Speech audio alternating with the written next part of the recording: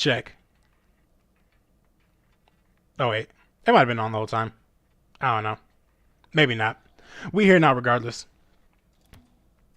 I don't know. I'm about to go ahead and jump straight into it. Let people judge the list as it comes in. Game audio is good. No voice. Yeah. Still learning how to do this. But you can hear me now, right? I had the voice audio set to a completely different thing. Okay. All right. Let's get into it. See, I done made this all pretty too. Made something in Canva. Also, by the way, I recently switched over to Opera GX instead of Google Chrome. And this thing is insane. Opera GX feels so good. Like I have this is Razer? You have a Razer keyboard and all this stuff, and it lights up along with it. And you can have different workspaces going, which is kind of like tab groups. You can put your music player directly in here. Not sponsored, by the way.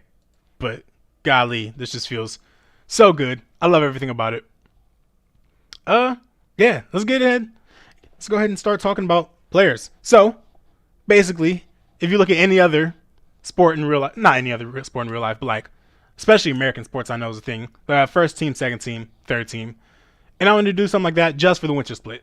Just talking about how players performed individually in the winter split. And like, the way that this is set up, just so that there's no confusion, it's not like the top 3 players in the first team are the 3 best players in the region. Not sponsored, unfortunately. Not yet. It will be, though. Yo, what up?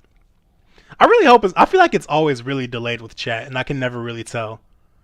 Because I don't want to ask you guys a question, or you ask me a question, and then I'm responding to it like 30 seconds later. That does not feel ideal. Oh well, regardless of how it goes.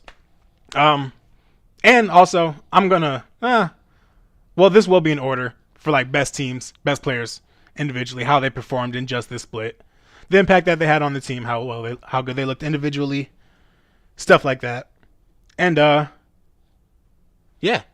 And it will be in order. So like this first player that I have up here will be the number 1 player in my opinion. It's like a 15 secs delay. 15 secs, nice. But okay, 15-second isn't too terrible. I'll take it. But I'm sure you guys can all guess who the number 1 player is. Do you guys want to give your guesses for who you think the number 1 player should be? Actually, yeah, I'm not even going to do that because it's going to take too long to respond, but... this is also just North American. I should specify that. I'm going to do North America first, then we can transition into Europe. And I was going to do other teams too, other regions, but that ain't really worth it. Like, I'm not going to sit here and make first team, second team, and third team all for Middle East. Because it's just Falcons and Rule 1, and then everybody else I throw in would be random. Nolly? Close. It's the boy.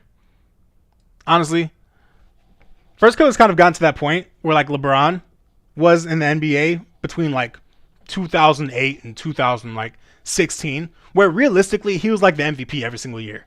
Like from his first MVP to when Steph won it unanimously, all those years in between really should have been LeBron because he was by far the most valuable player to his team out of anybody in the league.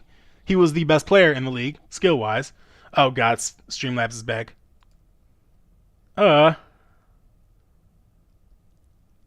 Hide user on this channel. We'll try that. I don't want Streamlabs trying to go crazy, just like it did last time. So we'll see. But yeah, Firstkiller's number 1 because, honestly, he's really just the unstoppable force. He does everything. I mean, I've talked about Firstkiller so much at this point that I don't even know what else there is to say about him.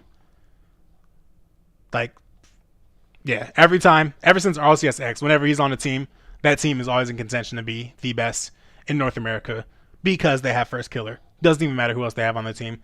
They had a team of Taroko and Turanturo, and they were still winning regionals and coming second. What's Streamlabs? That's the OBS I use. I know a lot of people use OBS for Twitch, but I connected it to my YouTube, and I use everything in Streamlabs to do my stream.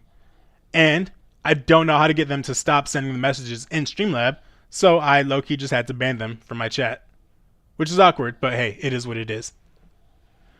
So, yeah, Firstkiller, he's number 1. I don't think there are any objections to that. If there are, speak now, forever hold your peace, or bring them up later.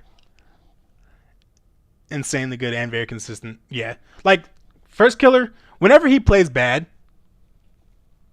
I I don't even think you can say that he plays bad because like even when he's at a lower level compared to what he is, what he usually plays. Talk to us about team players instead of solo dolos. I mean, honestly, Firstkiller at this point. So he did get like the carry mentality from early on in his career because he had been playing with like lower tier players. Like his first ever player or his first ever team was Kronovi and Wonder. And then after that, he was playing with Taroko and Turanturo. So that's kind of a habit that he got forced into. Because if Firstkiller wasn't doing everything, then like he would be falling short. But now, he's a little bit more of a team player, but he is still the guy that you want on the ball most of the time. But even now, they have Sipical on his team. Sipical's been taking the ball a lot. And Mist, too, he's been going crazy. Especially on defense. Most of Mist's work is done off the ball.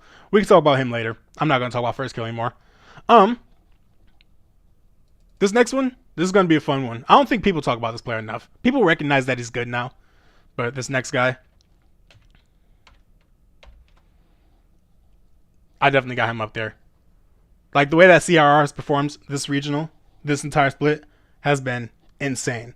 And honestly, CRR has been like a stud ever since he came onto the scene. Like in RLCS X with White Demons. I think the Spring Split was his first time ever in RLCS. And actually, I guess I could just go ahead and pull up Octane while we're here too.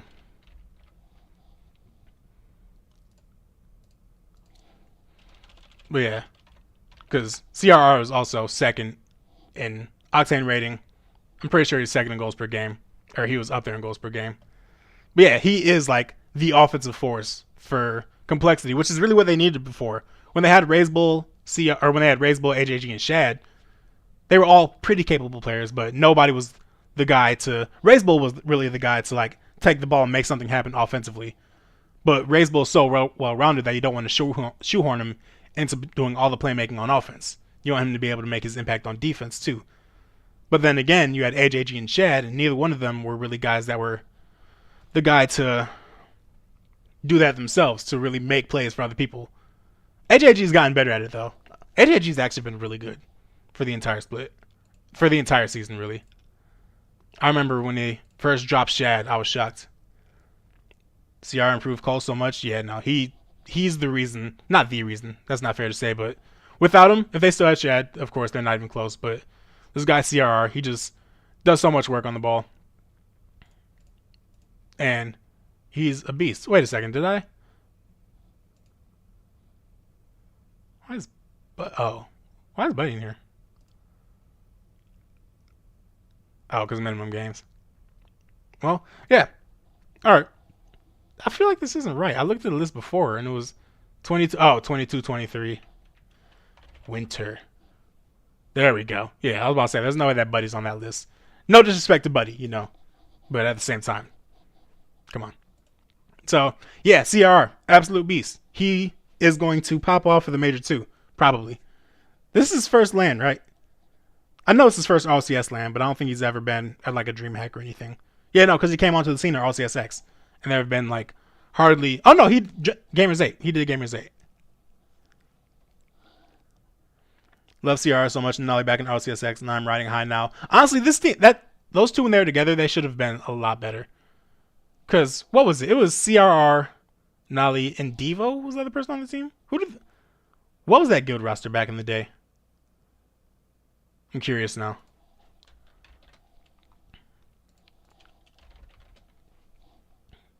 Oh, Brawl Stars. Nice. On a guild, we had CRR, Nolly, Devo. Yeah, okay. So it was Devo. They must have had internal issues. Probably. I mean, I don't know. Because for like, honestly, Nolly's the type of guy that, if you like to be on the ball, Nolly's the perfect player that you want on your team. Like, he provides so much space, and when he does get the ball, he's still going to make something happen, and he's going to give you time to reset. Though got kicked for CRR.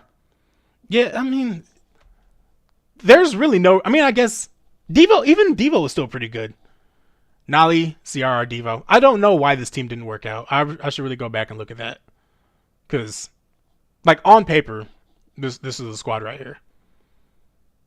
And then, like, even kicking Devo for Dorito. Like, if it was CRR Dorito in Nolly, I feel like that team is also really good.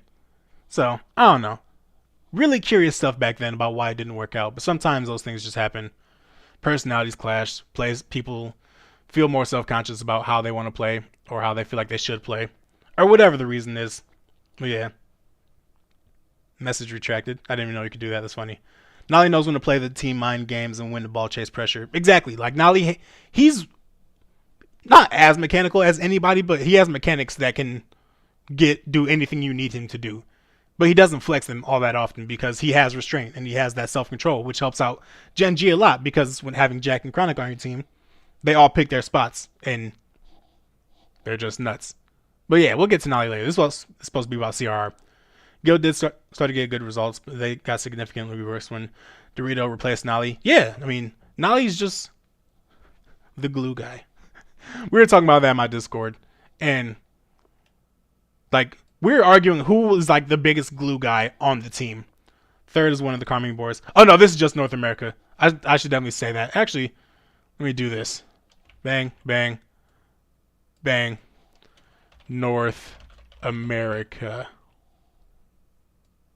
We'll do Europe afterwards. I'm not going to compare North America to Europe in this split when they haven't gone against each other. Doesn't really seem fair. So, yeah. And for the other one, who did I have on? Oh, yeah. So, I have one of the Gen G boys on the other first team spot. But I want you all to guess who it is. Because honestly, I went back and forth between who should be the third player. Because honestly, like, well, it's not Nolly, unfortunately. As much as I love Nolly, he is not the other player on this first team. So it's either Jack or Chronic. And now that the 30 seconds have passed, hopefully you guys hear me say that.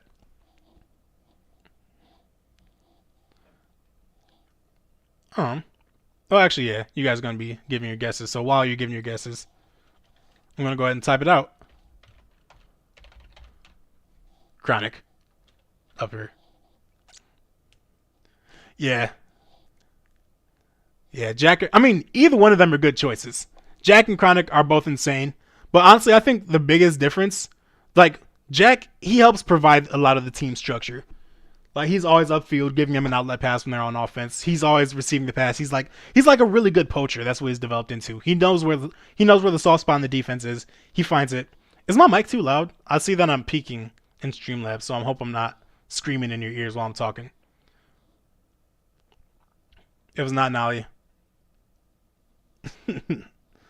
Well, going first, but yeah, no, it's Chronic. I think the main reason why I wanted to put Chronic over Abjack in this case, it's still super close. I'm going to turn myself down. I don't want to blast because I'm peaking the whole time. But the thing about Chronic is that whenever Gen G structure fails, or like whenever they're in a tough spot as a team, like maybe they have low boost or they're not able to pull the defense out, Chronic is the one guy who more than anything will break the defense down by himself if he needs to. They all can't. They all have the ability to do it, but Chronic just does it a little bit more. Like if nobody has boost on the team, then you see Chronic get the ball with 100 boost, and then he'll get a double flip reset, and then completely shut everything down on the opponent's defense by himself, and that'll open up for Gen G. Oh my God, Streamlabs! You know what? We'll figure this out on another day. I don't care. We'll figure out Streamlabs later. But yeah, Chronic definitely is Mr. Make It Happen for that team. Like, all together, they form the most cohesive unit, one of the most cohesive units that we've ever seen in Rocket League. But Chronic just gives them a little bit more edge than the other guys do. They all have the ability to. But in my personal opinion, I think we saw more from Chronic. Oh, wow. I still have this toilet paper. So I put this on my microphone while I'm recording my voiceovers because I don't have a pop filter. So whenever I'm talking, whenever I make like a P or a B sound, I notice a lot whenever I make say the word player. Like a PL, player, place, things like that. My mic will pop really, really bad. Is this land phases to lose? I wouldn't say that. Carmine Corp is right there with them, for real. Because, like, as dominant as FaZe has been in North America, Carmine Corp has been probably even more, not even probably, even more dominant in Europe. And I can't really say that FaZe has the clear edge. Out of the North American teams, then yeah, they are the favorite. But it's FaZe and Carmine Corp. Then the second tier of contenders is Gen G and Liquid. Then everybody else.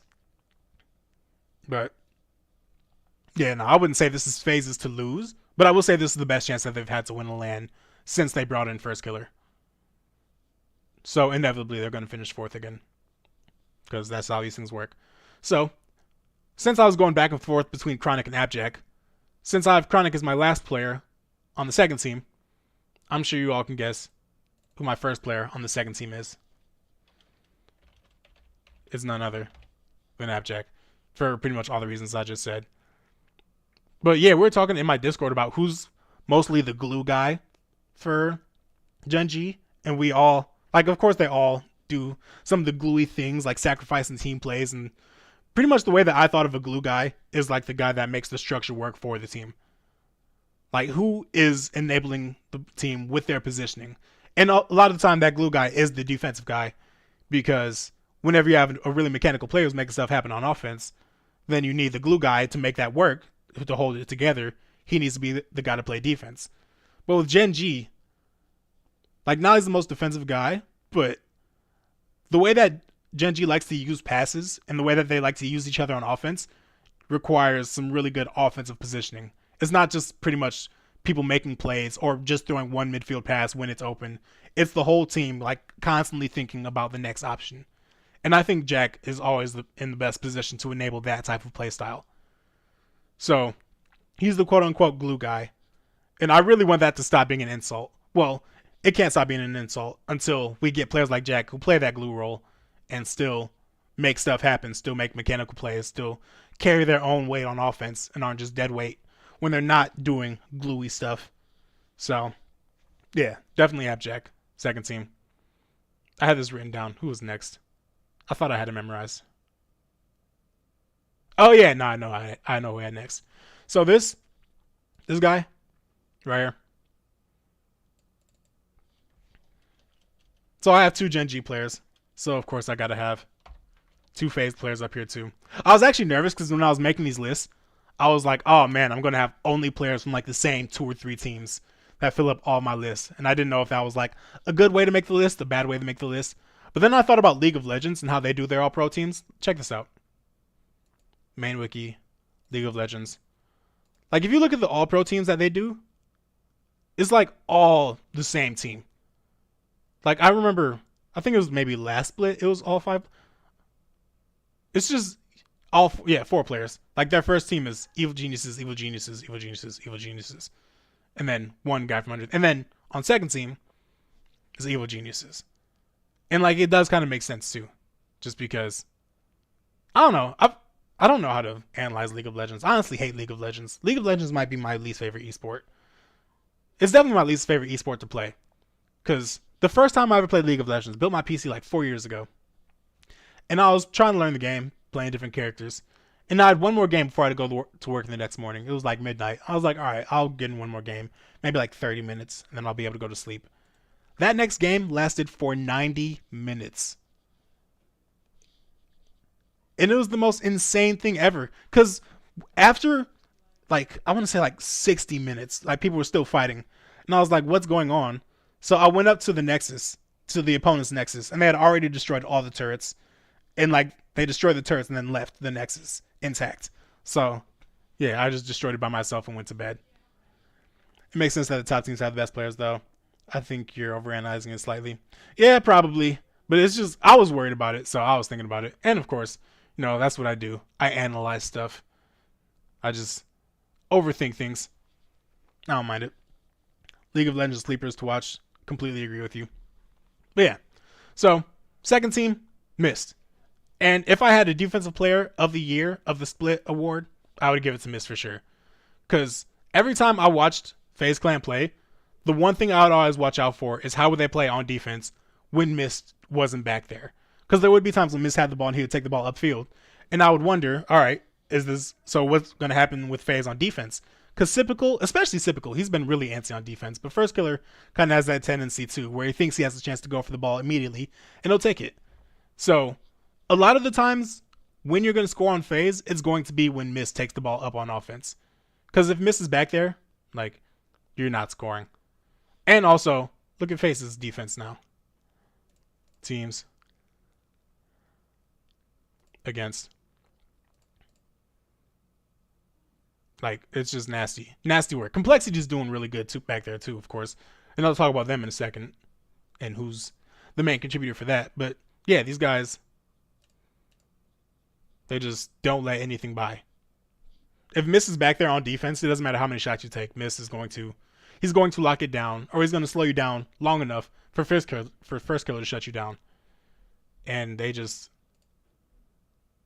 Ace has always been like a really offensive team in the past. Oh my God, he's live. He is live for the first time in forever. Or for the first time in like 2 or 3 weeks. So yeah, but you got Mist and Firstkiller back here for the most saves, and then also for positioning, Mist is second most time behind Daniel. But yeah, he's just always hanging out. Atomic overrated. It's funny you say that because we're gonna see who's next on the list. But yeah, Mist is a defensive star, maybe the best defensive player in the region. Maybe. That's hard to analyze, honestly, because you can't just go off of stats for that. You gotta look at the full picture. But yeah, if I had defensive player of the split, it would be going to Mist. He's him, and he's like that. So now, speaking of overrated, second team is Mr. Overrated himself. Because, yeah, Atomic, he is pretty much Firstkiller too. Like, I want to call him Firstkiller Jr. because that feels disrespectful to Atomic. Oh, hold on. Yeah, I don't want to call him Firstkiller Jr. because that's disrespectful, but at the same time, Atomic and Firstkiller do a lot of the same things. Like, you always see Atomic on the ball. He's been the best passer, like the best pure passer as far as like infield passes or passes off the backboard or just finding the open space in the defense. He's been the best passer in North America probably for like 2 years now. Nah, man. I can't lie to you. He's like that. Atomic is like that for sure. Atomic can't play D. He can definitely play defense. I mean, he's not as good. Like, I was going to say he's not as good as J-Naps, but like, I don't know. Atomic is good at defense. And even if he's not good at defense, Firstkiller's son, yeah, I mean, low key. But even if you don't think that Atomic's good at defense, how much he contributes to offense has to be coping. But how much he contributes to G2's offense, like, he has to be here. Because G2, they're just so consistent. Like, even if they're not, they haven't made it to a grand finals all season before the third regional or whenever that was.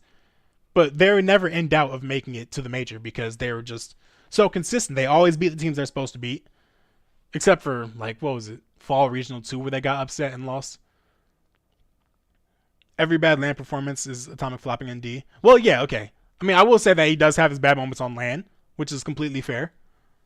But, you know, for this, just the online regionals for Split, or just for the online regionals, for this past Split, like, there's no way that I'm not going to put Atomic on here. Actually, I might as well put the whole title. Winter Split All Pro Teams. Bang. Just so that people don't think that this is just a straight up tier list. He's okay, he's not a LAN boy. I mean, he still made it all the way. G2 made it all the way to the grand finals against Team BDS. So it's not like he just drops every single. Thank you, Kiban. I never know how to pronounce names. I can't read. But yeah, no. Atomic, he is inconsistent LAN, but at the same time, when he does pop off, when he does, I don't know. It's about time for him to like play the same way at LAN that he does online. Because online, he's just one of the best players in the world without question. Moving on to the next one. This is a player that also, he's always gotten not enough love, but he's always gotten a pretty good amount of love. And that guy is Razebull. And I don't think there's a single player that benefited more from a roster move than Razebull when they picked up CRR. Because Razebull was always the guy that had to have the ball, always had to facilitate pretty much everything on offense. Because Shad, he likes to position himself far from the ball, and he just waits for shots to come. Even now in South America when he's playing for LSL, whatever that team is. This LAN, it's time for LAN Atomic. It is. Maybe. I'm not going to lie to you. I'm not getting my hopes up for G2 at LAN. But we'll see. I really do think that this is a 4-team LAN between Gen G FaZe, Liquid, and K-Corp. LAN Atomic, we can work on the name. Well, honestly, yeah, Raze Bull, good pick. Appreciate it. Because, yeah, Raze Bull, man, there's such a delay. I'm seeing everybody's reactions to Raze Bull like 30 seconds later. I hate this. I need to figure out how to do something about this. I don't know. We'll figure it out next time. But Raze Bull, because he's really good at defense. That's one thing that we've never really seen from him. He's good at, like, we saw his good defensive ability, but being with CRR allowed him to play more defense. Like, because Raze Bull, he's best used when he's taking the ball, when he's like holding down the defense, and then he takes the ball from the opponents, and then he takes it up field on offense himself. And that's something we see him do a lot. Especially now that he has CRR, because he doesn't need to worry about like trying to conserve boost for the offensive possession, because if he uses all of his boost on defense, then they don't score. That's not something he needs to worry about. Raze Bull is showing that he's like, gosh, would it be fair to call him the best third man? No, because I don't know. He's like one of the most offensive third men that we get. I don't know, because that's not even right to say either, because you still have like players like Monkey Moon, who's a very offensive third man. Where's Nolly at? We're getting there. We're getting there. We're getting to Nolly. Don't worry about it. But I'm also not putting Nolly above any of these guys. I'm not gonna put Nolly above Raze Bull. I'm not gonna put Nolly above Atomic. Definitely not gonna put him above Mist. And Sipkle and Janaz better be the last two. We'll see. So, this next one, I'm not gonna lie, y'all probably gonna hate me for this one, because this is a guy that didn't make LAN. So, out of all the players that didn't make LAN, who do you think should be up here? Nolly, Atomic? Nah, not for this split. Not for this split. Overall, maybe, but for just the winter split, I wouldn't say so. But yeah, I'm going to go ahead and type it, and I'm going to wait to see how you guys react to it, because it's surely going to be fun. Space Station didn't have the split that people expected them to. Of course. Didn't make LAN and all that. But this kid right here, he still popped off. I don't care what argument you make. Oh no, it's definitely not Yan. No. Honestly, I haven't even thought about honorable mention. I have names that I know I'm going to put in there. But as far as like, yeah, nah. All right, there we go. Ah, yeah, somebody. Yeah, because Daniel, every time Space Station did something good on offense, it was because of Daniel. I want to remember, which game was it? It was one game where they were down 2-0 very quickly. Then Daniel just got a hat trick, just like bang, bang, bang. Like, not even off kickoff goals either. Like, it was goals that he made happen.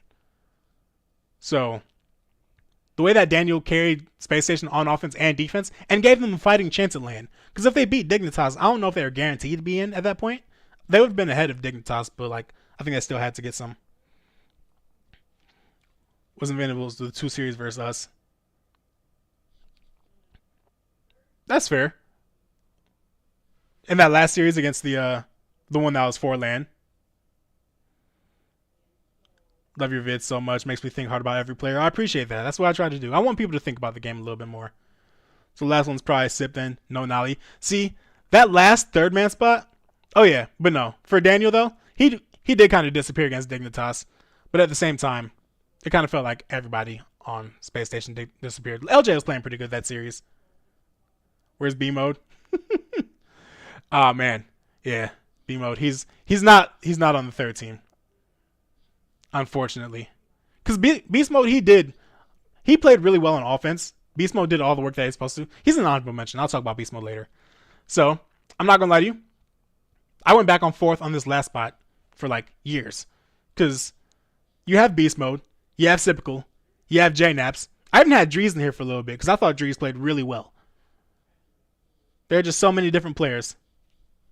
And I had no idea who to go with. So, ultimately, I just decided to go with my gut and go with the last guy on the best team this split. And that's typical. I'm forever going to be confused about typical and the change he made playing for FaZe, going from all defense to all offense. It's worked out for him in the end, but ultimately, it's still confusing. But he does so much work. So I always call Atomic the best passer, but Civical's put up a really good argument for becoming the best passer in North America. Because ever since joining FaZe, he's like always near or at the top of top most assists in North America. How was he this split? Yeah, first behind Bull and then Atomic. So yeah, it's just really funny seeing the transformation that Civical's come through, and he makes a lot of defensive mistakes too. We started seeing some defensive mistakes creep in when he was playing on Space Station that last fall split in the 21 season. Like, we started seeing some defensive mistakes. Prime Sip is a better defender than Prime Torment. Honestly, I'm not too against that. I mean, it's hard though, because Prime Torment, I guess compared to the competition, I would still go Prime Torment. But as far as their actual skill level, like, Prime Typical had to do a lot more against better players later in the RLCS's life than Torment did in Season 6 or Season 7. So it's always hard to compare that. So as far as in their own time, I would say Torment's better at defense. But overall, Typical is definitely the better defender. Like, if you put Typical, Prime, defensive Typical in RLCS not RLCS back in RLCS Season 6 or Season 7, like, it's not fair. But, you know, that's not how it works. But yeah, Typical, 13. Because Typical is an absolute monster. And he just throws passes. And he's become like the perfect wingman to Firstkiller on offense. Because Firstkiller wants the ball. And Typical is just so happy to give it to him. One of the weirdest character developments of any RLCS player? Absolutely. Might need a video on him one day. We'll see. Alright, honorable mentions. I really didn't have a limit for this. So I'm just going to go ahead and throw in the obvious honorable mentions. I mentioned J-Naps. You don't think 21-22 Torment is Prime Torment? Unfortunately, I do not. Pretty close to it, but, you know, not quite the same guy. But he is... I don't know. I've started seeing more defensive mistakes out of Torment too. But also, this whole split for V1, like, everybody was just kind of just off. Like, even if it wasn't like a straight up like positioning mistake, or they're in the right spot to do something that it seemed like they wanted to do, they would just mess up. You streaming on YouTube right now? Yeah, I'm streaming on YouTube. Are you? Yeah, did you just put it in the chat in YouTube? It's kind of a funny question. But yeah, all right. J-Naps. Who else? It's funny talking down on this guy and his team, but he's still at least an honorable mention, right? I can't say that he's not an honorable mention.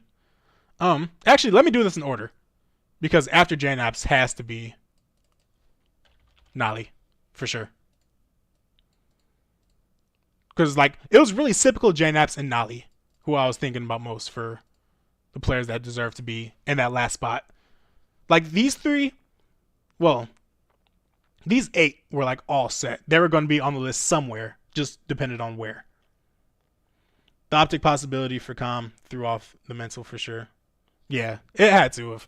Like, I was thinking about whether or not that would affect him, and I was trying to give them both V1 and optic. I was trying to give them the benefit of the doubt and say, like, they're both professional enough that it won't affect their play. Because, like, now it's in the past, and they still got to make that money. So they're still going to show up and ball out. But at the end of the day, when that happens, there's just something you can't really avoid. You can't stop. Or you can't keep that out of your head. And then it makes you probably makes you more self-conscious, too, about your mistakes. Like, you mess up, and then, like, the first thing you think is, like, oh, this is why they wanted to kick me.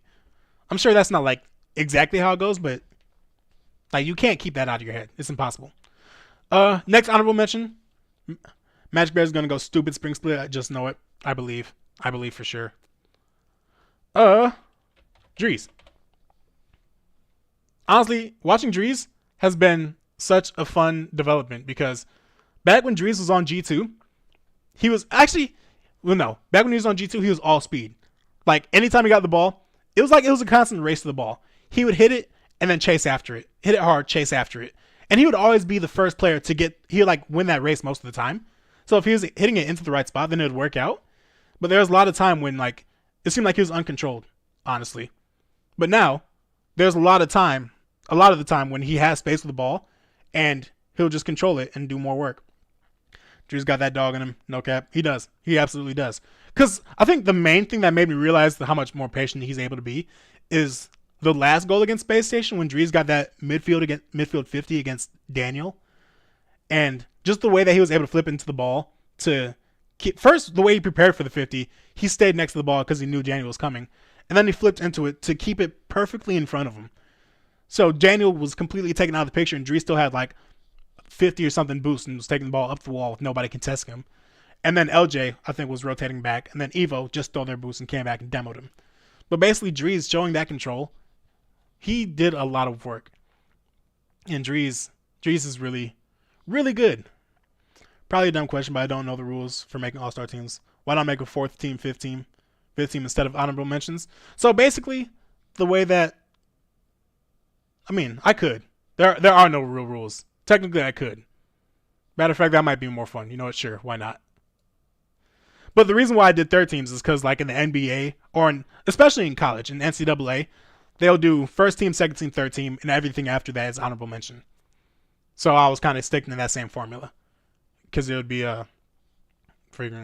they'll do, and the team slots would be the same number of teams, same number of players that are on a starting roster. So for basketball, first team is 5 players, since you have 5 players out there. NFL, or for football, it'll be 11 people, since you have 11 players on offense and defense. So I guess if you include both, it'll be 22. But I kind of stuck to that. But you know what? Sure, why not? Let's call it fourth team. Who cares? It's my stream. I appreciate the motivation. How many teams are we going to do? We could do like 10 teams. I ain't doing no 10 teams. We got to go into Europe eventually too. Makes sense. I don't watch basketball. What's that on my list? Oh yeah, Drees. Nah, I don't feel like, because then I need to make more lines and stuff, and I'm not doing all that. Too lazy for it. But yeah, honorable mention Drees. Who else did I have up here? I've gone off of memory up until now. I don't think I can remember. Because at this point, I'd start throwing names down. Oh yeah, Percy.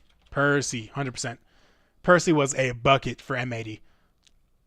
Percy, and I want to keep it in order, but Lion Blaze is going to be up here too somewhere. Percy and Lion Blaze were both doing super work, but I definitely think without a doubt Percy was the best player. Gotta go. I appreciate you stopping by, Max. You're a real one. You've been around since day one. I appreciate you. Have a good stream. I will have a good stream. Just because you said it. Got Percy. Who else should be up for honorable mention? This is gonna fill out 2 more. All right, Justin. I still give him an honorable mention. And who else did I have? I'm just gonna go ahead and pull it up. Oh yes, of course. Other 3 were actually Lion Blaze. He wasn't as far as everybody else, but here we had AJ, just off the strength of his 3rd regional. The way that he popped off in that regional was good enough to give him honorable mention because dude's a beast. AJ. Next, we had Justin because, you know, he was still doing work. And finally, since it's my list and I don't care about what anybody else thinks, I had Aqua because Aqua was one of my favorite players in RLCS. Still has a lot of work to do on defense, especially, and as far as like decision making on offense. But, you know, I love Aqua, and none of you can shame me for that. So, yeah. All right, any questions? This is North America. First team, Firstkiller, CRR, Chronic. Second team, Abjack, Mist, Atomic. Third team, Razebull, Daniel, Sipical. And everybody else here, they get some love.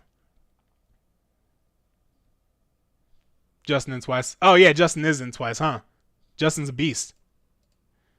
Matter of fact, throw him in here a 3rd time just for posterity. Janap's Nolly Beast Mode, Drees, Percy, Justin, AJ, Justin. Perfect. All right, can I just do this and just throw everybody back down to the bottom? Perfect. That works. All right, now let's go on to Europe because Europe deserves love too. European all pro teams winter. Let's make it grammatically correct at least. winter split all pro teams.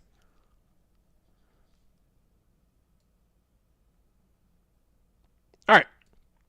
So, this is going to be a fun one. So, the first player on the first team, I think you guys,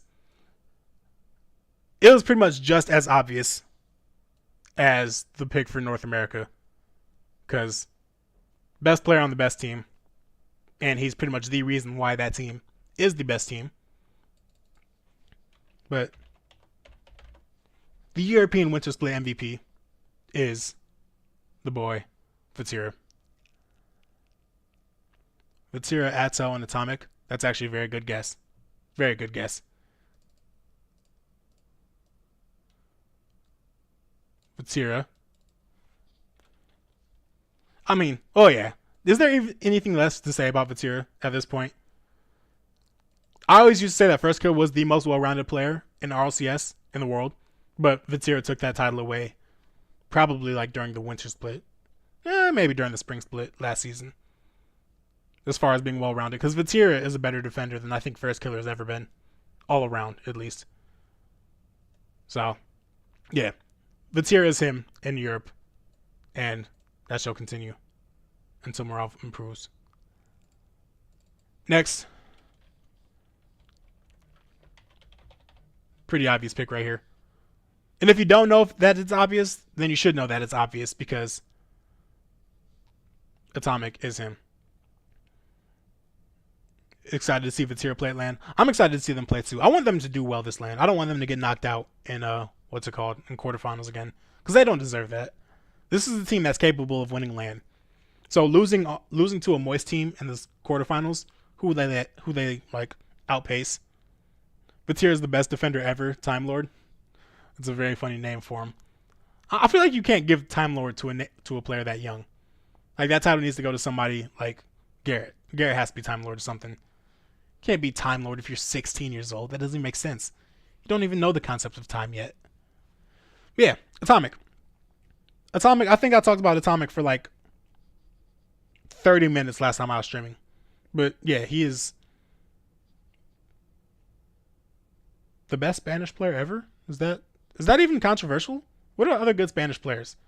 I guess you have Mark Bay on BDS, which is probably a more fair pick just because you did it for longer. But who else would you even give that title to? Or I guess CRR. CRR is a good shout. I forgot about him because he's in North America. But as far as the best Spanish player right now between CRR and Atomic, I might need to give the edge to Atomic. I'm not going to lie. I don't know. That's tough, though. That's very tough. What do you guys think? Oh, but he manipulates time on the pitch, speeds up and slows down the tempo. Hence, Time Lord. Okay, well, when you put it like that, it's kind of hard to argue with. Unrelated, but I'm excited to see Zen next split. We're all excited to see Zen next split. Matter of fact, let me move him out of the way. Nobody cares about Firstkiller. Zen is the European MVP for the winter split, just off of hype alone. Because if he did play, he would have been the best player by far. Starting soon, thanks Streamlabs. Alright, jokes aside though. Yeah, I'm super excited for Zen. Is it like confirmed that they're dropping Sizen? Or maybe not dropping, but moving Sizen to the bench for Zen? Should get Zen an honorable mention for his 1v1 streak. He deserves it. Absolutely. Honestly, I had stopped watching 1v1 for a while, but I started tuning in again just to see if Zen would keep winning. Because he's just... It was like... Who else is going on streaks like that? We can't know that, bruh. Yeah, no, I'm just being hype. I'm just excited to see that. But, honestly... I do think that Radosin's the better fit for that team as their third alongside Zen and Alpha than Sizen. Just because Radosin's like a more natural third man.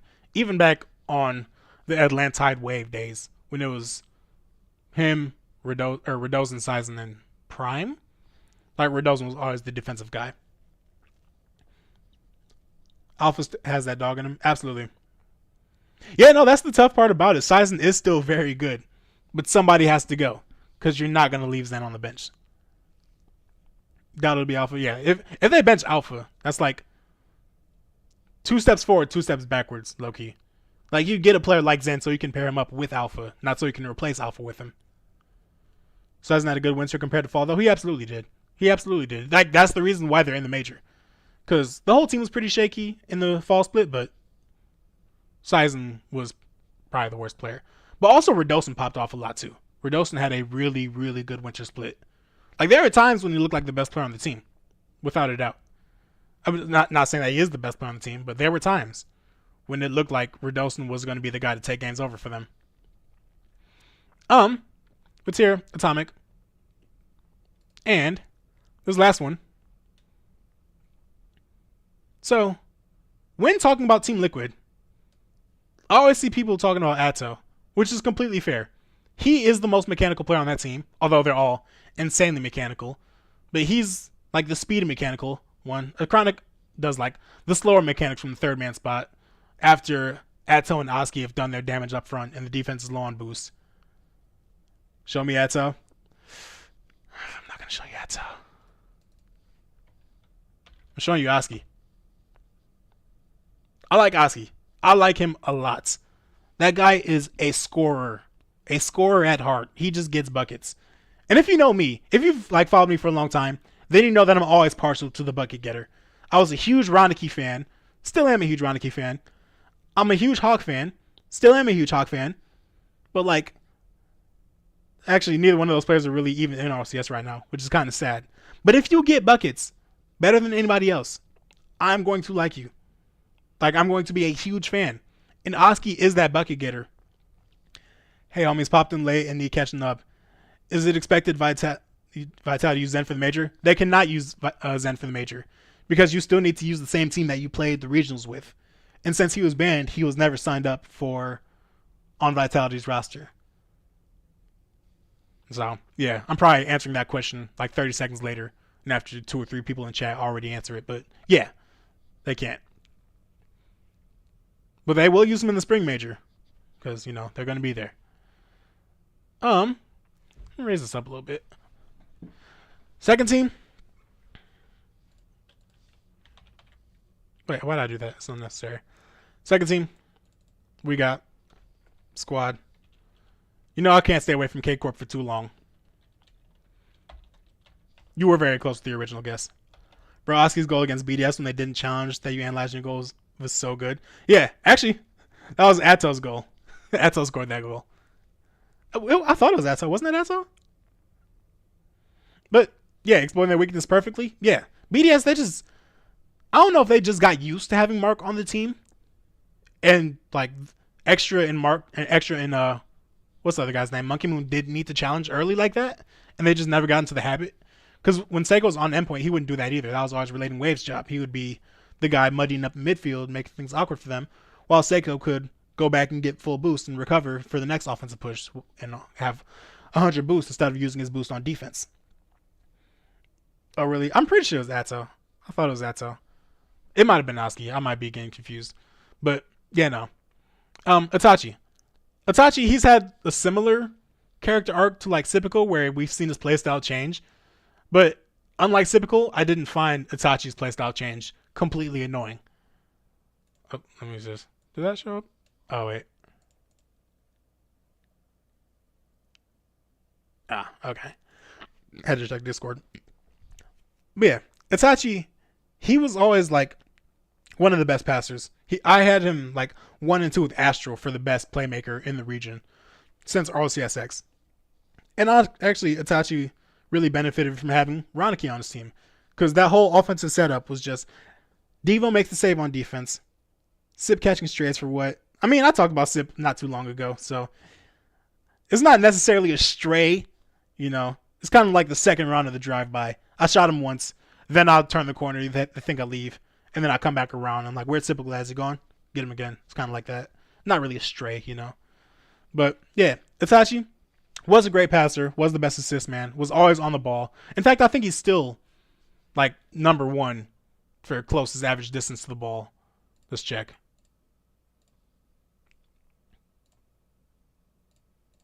Yeah, no, he's still number 1 in that stat. So he's still on the ball a lot. Just joined. Appreciate you joining. What we got? So yeah, he's still on the ball all the time, but now he does it to score a lot more than he did before. But it also kind of makes sense before, because on his teams, Like, well, no, because even with last season's Carmine Corp team that went to Worlds with Astro and Nali, that team was all really balanced in their passing. That team was really good. I was actually very sad when they backed up or broke up. Looking nice today, Buttery. Thank you, appreciate it. Oh, I don't even think I showed you guys this, but I'm wearing a Buttery Hotness shirt. I got this made when I went to the Winter Major in LA. And yeah, I was very happy about it. That's how people recognize me. Like the 4 or 5 people that recognized me at the time. Because I never show my face in my videos, which I should start doing, I'm not going to lie. I have a webcam, so I kind of want to start including my face more. Because I think that would be a good look. Try to send that up a little bit more. Oh yeah. Itachi's the bucket getter now. And he benefits from having Vatira and Exotic on his team. Because they're similar to Gen G, where they're all very interchangeable in their roles. And they can all do whatever they need to. But it just so happens that with the way that Vatira likes to play defense a little bit more often, that we see Itachi more on offense. Will you wear it again in San Diego? I'm not going to be at San Diego. Unfortunately, it's not going to happen this time. I'm betting, though.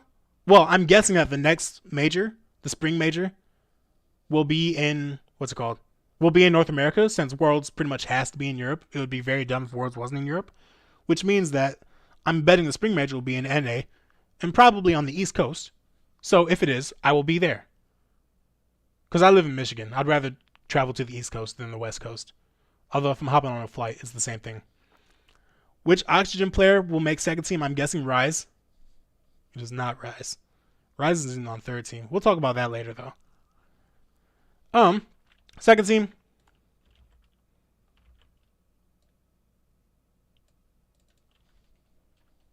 Mentioned them before. Atto. Whole spring majors in DC. DC would be awesome. I used to live in DC. I lived in DC for I got a new job in August of 2019 and moved down to DC. And then COVID hit. And yeah, 313 represent. Yeah, I'm Lansing, Michigan. But Detroit, I got a lot of respect for Detroit.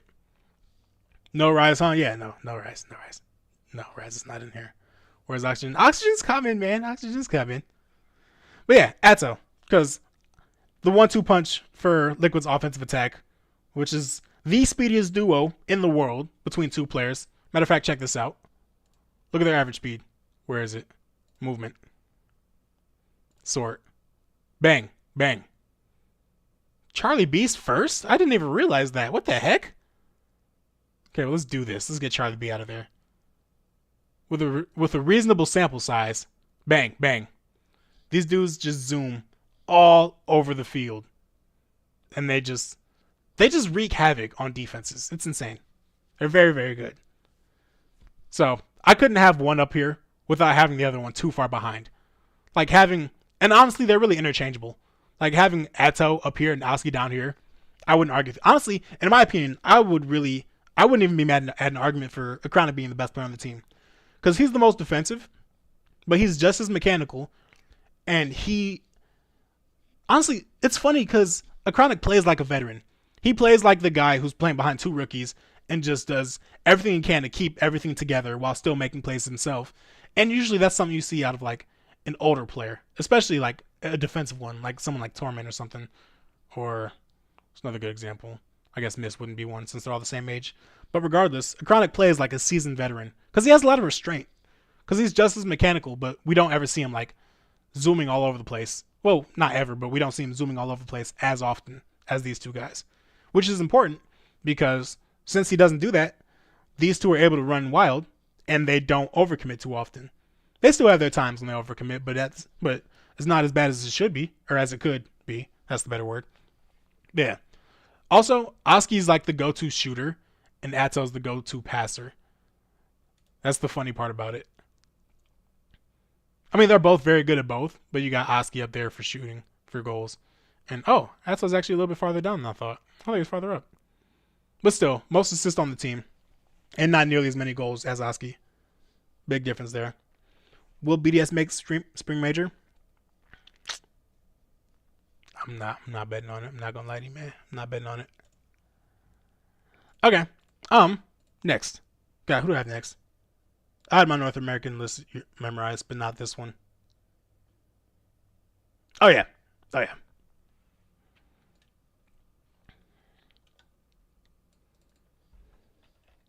Bang.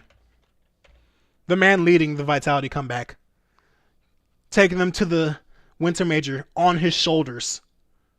Not on his shoulders. Everybody carried their weight, but Alpha 54 is still the guy for Vitality, and he proved that he is that guy. Just in general, like honestly, Alpha. I don't want to say we've taken them for granted. I think they'll make a change. Who knows? Thoughts on the new Moist roster move? I will get to that in a little bit. Honestly, after I'm done with the Winter Split teams, I'll go through all the prospective roster moves and talk about everybody. But honestly, for the Moist roster move, just for preliminary thoughts, I like it. I like Oli a lot.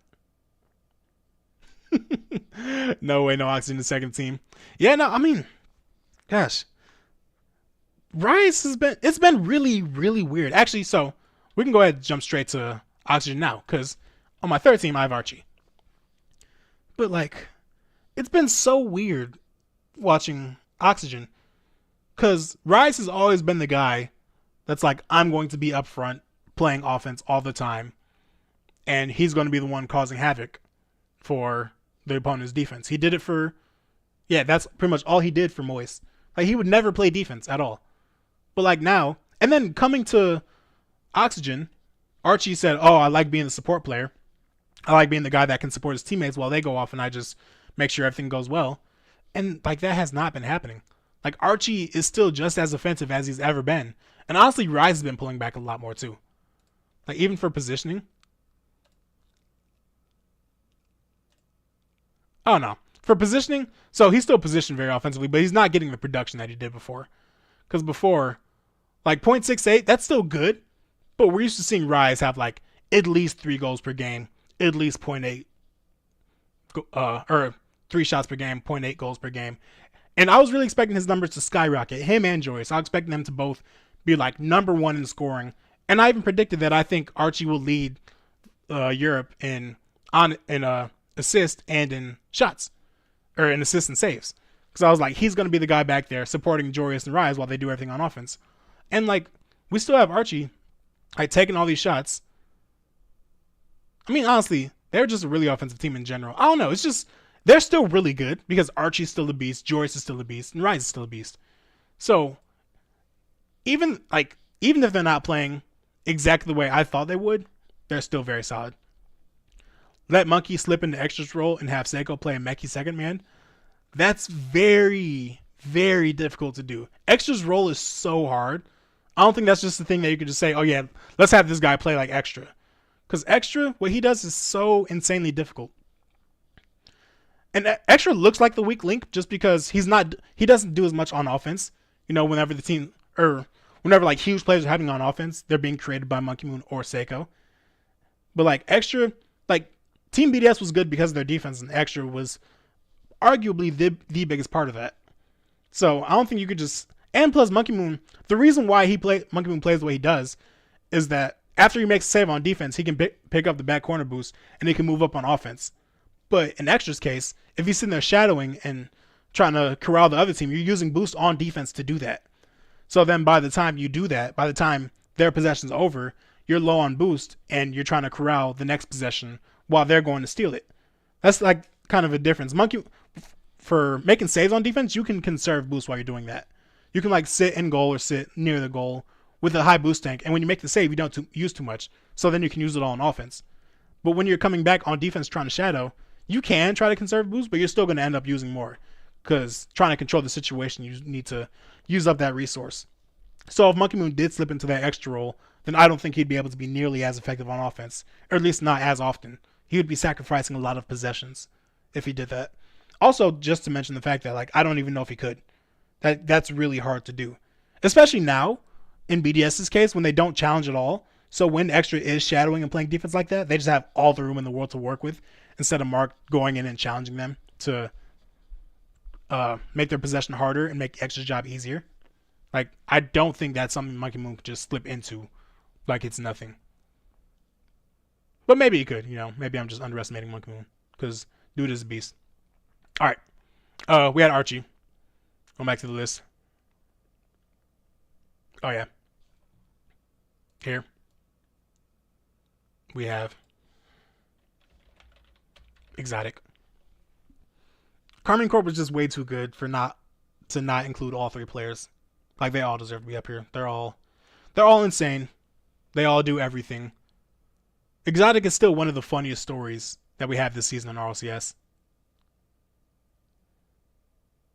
Oh, I thought I froze for a second. But yeah, because before the World Championship, how many series did he play in? Or how many splits did he play in? I don't even know. Actually, I don't think he played in anything before the World Championship, really. Still got League of Legends up here. Gross. Oh, close enough. Oh, yeah. So we got this season, Regional 1. Oh, before the spring split. But yeah. No, not in any events. Yeah, he didn't play from RLCS X. I know you're right. I just want to see Astro succeed because he's a mechanical mastermind. Yeah. Astro definitely is a mechanical mastermind, but he just makes bad decisions all the time. And it's really bad because in the Fall Major, he showed that he doesn't have to do that. He was a lot more controlled, a lot more composed. And Moist was a much better team because of it. Like, they were just miles better immediately when Astro stopped being super aggressive as the third man. He would fake challenges, turn around. So Astro, he has it in him. He just chooses not to for whatever reason. And it's so weird. It's such a weird thing. Because they've seen the results both ways. But also, I don't know Astro personally, but I don't know how he would take it if you just sat him down and just said, hey, stop going for the ball. Like, that might seem like an insult to a lot of players. You don't want me on the ball? You don't think I'm good enough for it? So, I don't know how he'd respond to it, but like, that could also be a tough conversation to have. But at the same time, that's a conversation you have to have. Like, you gotta show him the replays of him chasing after the ball, show him the replays of him being more patient, and showing him the difference in how the team looks. Astro still got it in him. Like, he's gonna find a team. Low-key, I wouldn't be too mad if he went to Solary and just remade their RLCSX team, but instead of Pharah, they had K-Dop. I wouldn't be mad at that. But Astro will be somewhere. I don't know. I hope he figures it out at some point. I mean, he's got it figured out as a player. But I just hope his next team, they're able to build a better environment for success for everybody. Did you watch Nolly's Astro video? I did not watch Nolly's Astro video. He just released that, like he's analyzing him. I wish pros did more analytical content, honestly. I know Chicago did for a good stint. I really don't watch too much Rocket League content as far as like, I should watch more just for like from an educational standpoint. Like, I'll watch 1v1 show matches a lot more often now, and I'll watch RLCS. But as far as like people making videos, I'll watch Bel Air if he makes a video, and I'll watch M-Dog's videos. How many has he made? 2 now? But yeah, I like watching his videos too. But I should be taking in more, honestly, trying to learn more. It was good. He analyzed Astro the Fall Major. Yeah, I'll need to check that out for sure. Where are we at on the team? Oh, we're almost at the end of the list. Have you ever thought about reviewing lower skilled leagues like NECC or NACE? I mean, not really. I mean, I would though, honestly. Like, if I got a request from a team to look at their videos and like work with them as like individually and show them what I think, I would absolutely do that. But yeah, as far as just like on my own, going out and watching those leagues and analyzing them and what I think and putting on a YouTube video, that's not something I would probably do. But still, Abjack is always fun to watch. He absolutely is. Yeah, Abjack, he's actually like one of my favorite creators when I was watching consistently. Let's finish up this team while we're here. We have Archie. We have Exotic. Who is last? So honestly, in this case, I went back and forth between a lot of players too, because this is always the last one, because this is like the big cutoff. Like, if you're not in this section, then you're not here at all. Like, between first team and second team, I didn't really care between Oski and Atto, because they're both on the list. But here, this is like the mark, whether either you made it or you didn't make it, and it feels a lot harder to put it there. But with that said, there's one player that I felt most comfortable putting putting here, and that was a Chronic. For all the reasons I said before, I've been talking about Liquid for a long time, but yeah, honestly, I think a Chronic would be the hardest player to replace on Liquid. Not to say that he's the best player, Monkey Moon. I was thinking about Monkey Moon I was definitely thinking about Monkey Moon because he's still really good. Monkey Moon's really good. He had a pretty good split offensively too. But yeah, no, I couldn't do it. I'm sorry. Sorry to disappoint you. He is honorable mention though. But yeah, I think Chronic's the most irreplaceable player on Liquid. Because in Atto and Oski's case, they're just really speedy and run around really fast on offense, which they do very well. They do a lot better than almost anybody in Europe, really. Like, who's better? Who's more insane? Like who can go crazy on offense with just like speed and taking the ball and just putting the defense on the back foot immediately? All right, gotta go. Appreciate you stopping by, man. Means a lot. But yeah, no. But a Chronic, he's the defender, the most primary defender on the team. Like, look at his positioning. Look at how much defense this guy plays. Farthest back, and like he has 2 percentage points over the next player. You should do major predictions. I'll do that for a different stream. I want to spread out the content. I mean, I could do it now. I'm not gonna lie to you. I don't know. Maybe. Why not? Hello, BH. Hello, Oscar. Honestly, I don't think he's here, but Sean Nao, I don't know which one to call him. But he was the first one to call me BH, and honestly, I'm a huge fan of that. I think that sounds so cool. Just saying BH. Sad face. We could see. We'll see. We'll see how I'm feeling. But yeah, Archie, Exotic, Acronic. Honorable mentions. I know there are some people thinking that there's some oxygen erasure going on out here. So having Joyce for sure. Joyce, is he still the best shooter in Europe? He probably still has the talent of the best shooter, but we didn't quite see it as often this split. But Joyce, honestly, one thing that I've been seeing a lot from Joyce is like his passing ability too. Because even when they first made the roster move, I was like, yeah, Rise and Joyce aren't passers like that. But he's definitely shown it. Because at the end of the day, if you're a good shooter, that basically shows you can put the ball into a precise area at really high speed. Great stream, Buttery. What do you think of Rocket Science's AI ranks? I think that is the coolest thing ever. I'm not going to lie. Maybe I just think they're cool because, like, whenever I make a list, I'm always, like, not always right in line, but, like, I agree with a lot of the reasoning. Person 1, what a great name. Where's Person 2? Where's everybody else at? Seems like he tries to go for the perfect test too often and results in misplays. Definitely. That definitely happens too. But Joris, he's really good at hitting the ball really fast to a really specific area, and he's just been using that for his passing ability now too. Like, whenever Joris throws a pass, not whenever, but a lot of the time when Joris throws a pass, it's, like, fast. It's like he's basically taking a top corner shot at his teammate and making his teammate pick it up from there. But, when you have Rise and Archie on your team, you can do that because they can make it work. Yeah, Joris is really good. Honestly, as far as skill level, like, if this was just best players in Europe and not, like, all pro teams, I might have Joris, like, top 5. I'm huge on Joris. Max is back. Let's go. We've been keeping your seat warm. Oh, and Streamlabs is starting soon, so, you didn't miss anything. You still haven't missed the start of the stream, apparently. Joris. Who else do we have up here for honorable mention? Let me go to my list. Oh, yeah. The boy. Off of one performance alone, I don't care. That's enough for me. Stizzy's cold. I'm a huge Stizzy fan. We should all be Stizzy fans. Even though off of what I see on Twitter, he's kind of toxic and ranked, which is funny. I'm not gonna lie, it's kind of funny. But, like, you can't be doing that, bro. Who did you say that to? I think it was Prime. And he said, after this team, your career's over. Which is a wild thing to say to somebody. But that doesn't take away from how good he is at the game. Just got off call with Garen. Weird dude. Garen, the super sub from Rogue. Noah, hey, first time tuning into a stream. Just want to say your videos are goated. It's unreal. Haha, of a bar set. No other RLCS content is like it. Appreciate it, bro. That means a lot to me. Honestly, when I started making videos, I like people like, I don't know if you guys know who Brett Coleman is, the YouTuber. Not enough G2. You missed G2. G2 is already out of the picture.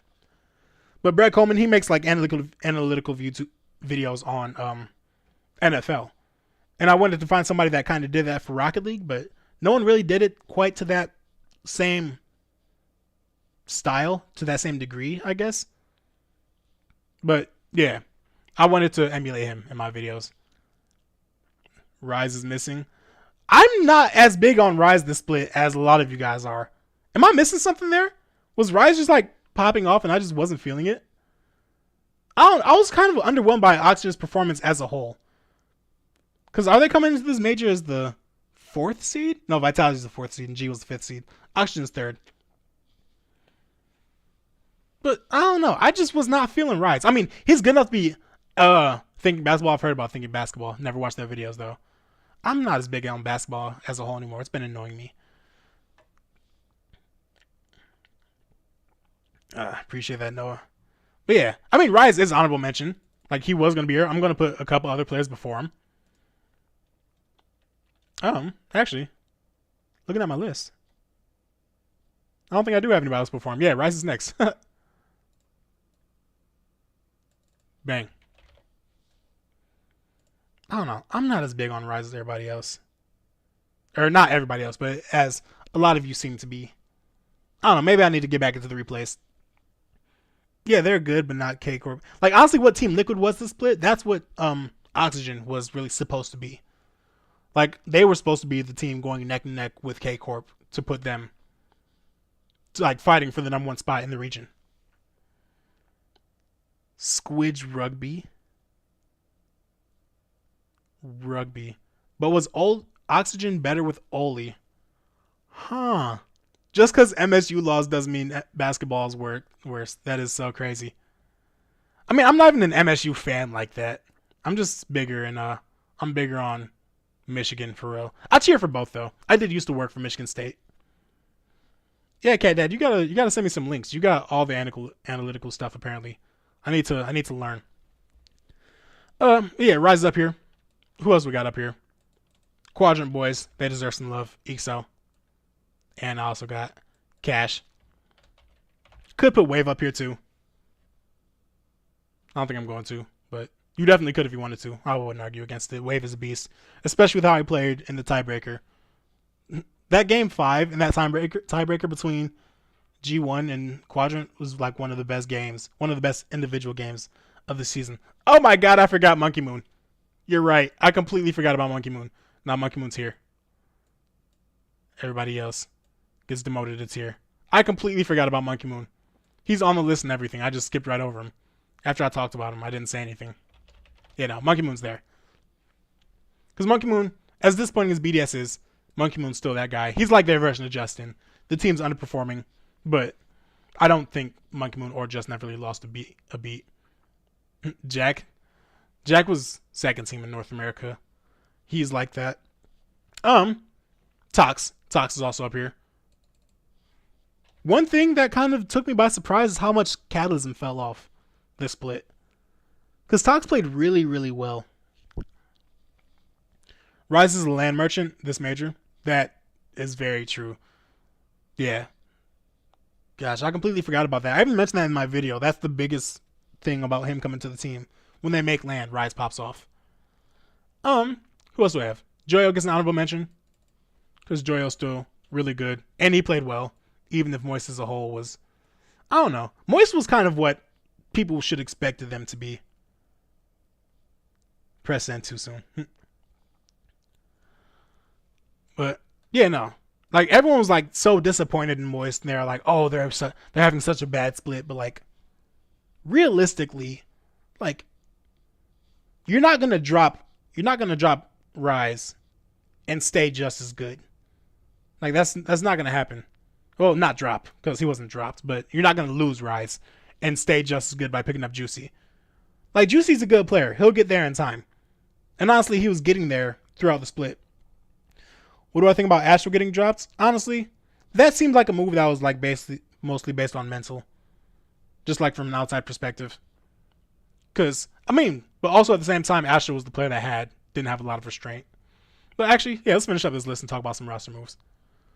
Rise and Materia should wave at each other as tribute to Joy. That's funny. What else do we have? Oh, yeah. Last one that I'm giving a shout out to is the boy, Smokes. Very good play right here. I like him. He's like that. Also could give a shout out to players with smaller sample sizes too, like Charlie B. Charlie B did really good in his one split. And yeah. Alright. I'm about to get some water real quick. I'll be right back. Cause I've been talking for like an hour and a half now? Yeah, just about, with no water. And I'm about to dehydrate. So yeah. Be right back.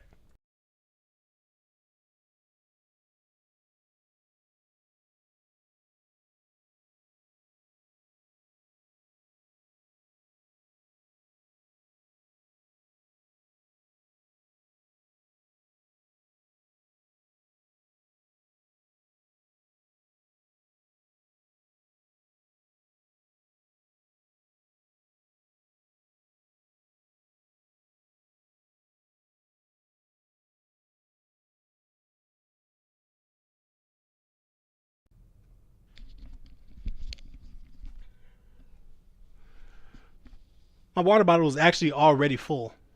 So all I had to do was go up there and get it.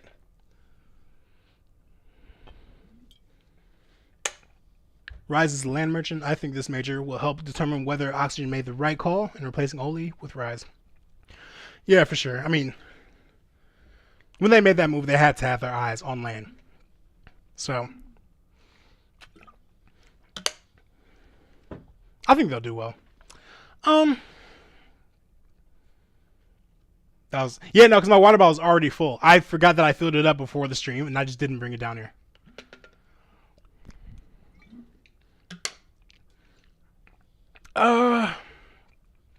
What roster moves do we have? Let's go to shift.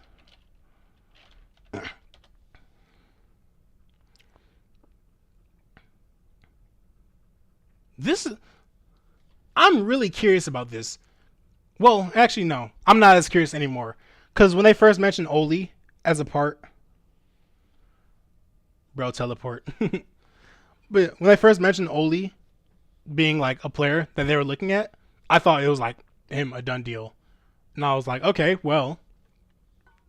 But then when they dropped this report that Toxic was going to go to the team instead, I was confused about it. And I was like, do they think Toxic is better? Or what's going on? But now, I think what's going on is that Moist was looking at Oli beforehand. And Oli probably just chose Moist over Tundra, which is the right move. I mean, Raziers is good. Rizex is solid.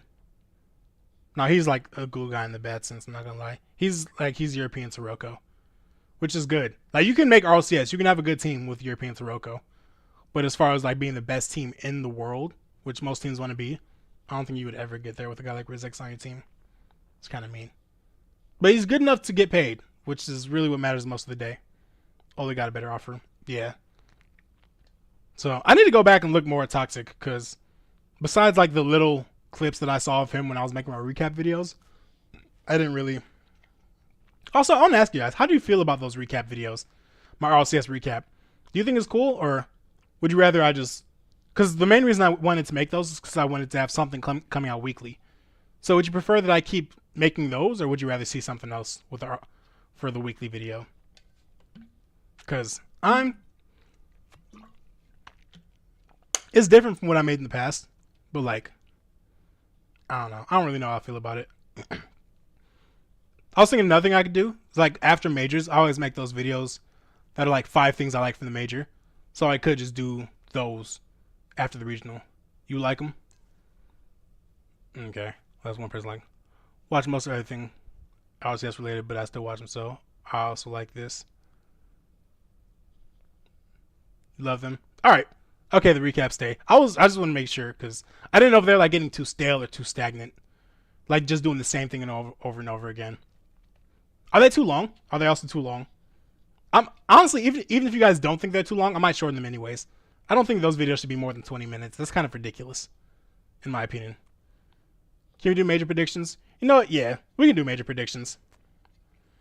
Started watching more because of those. They're great. Okay, yeah, we'll go ahead and we'll stick with the what's it called? with the recaps. How do I change my stream title? I'll change it after it's over. Whatever. God. Where should I go? Let's do this. I got it in my Discord. I can just link to it there directly. Prediction spreadsheet. Pin messages. Bang. Okay, there we go. Actually, I don't want all that up there. Show you guys the juice if I'm going into my Google Drive. That's where I keep my future videos. I don't want you taking my ideas. I don't trust you, chat.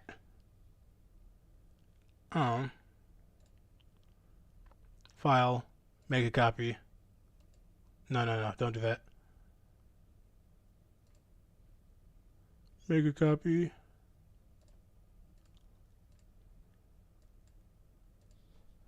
Almost there. Oh, crap. I copied the fall major. Oops. I'm not almost there. Start over.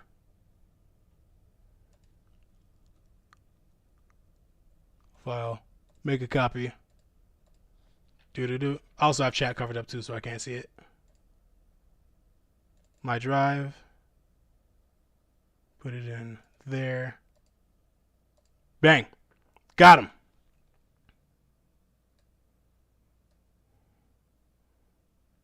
Oh, God.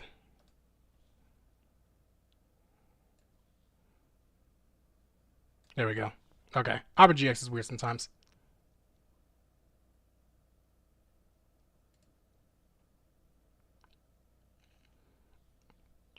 Okay.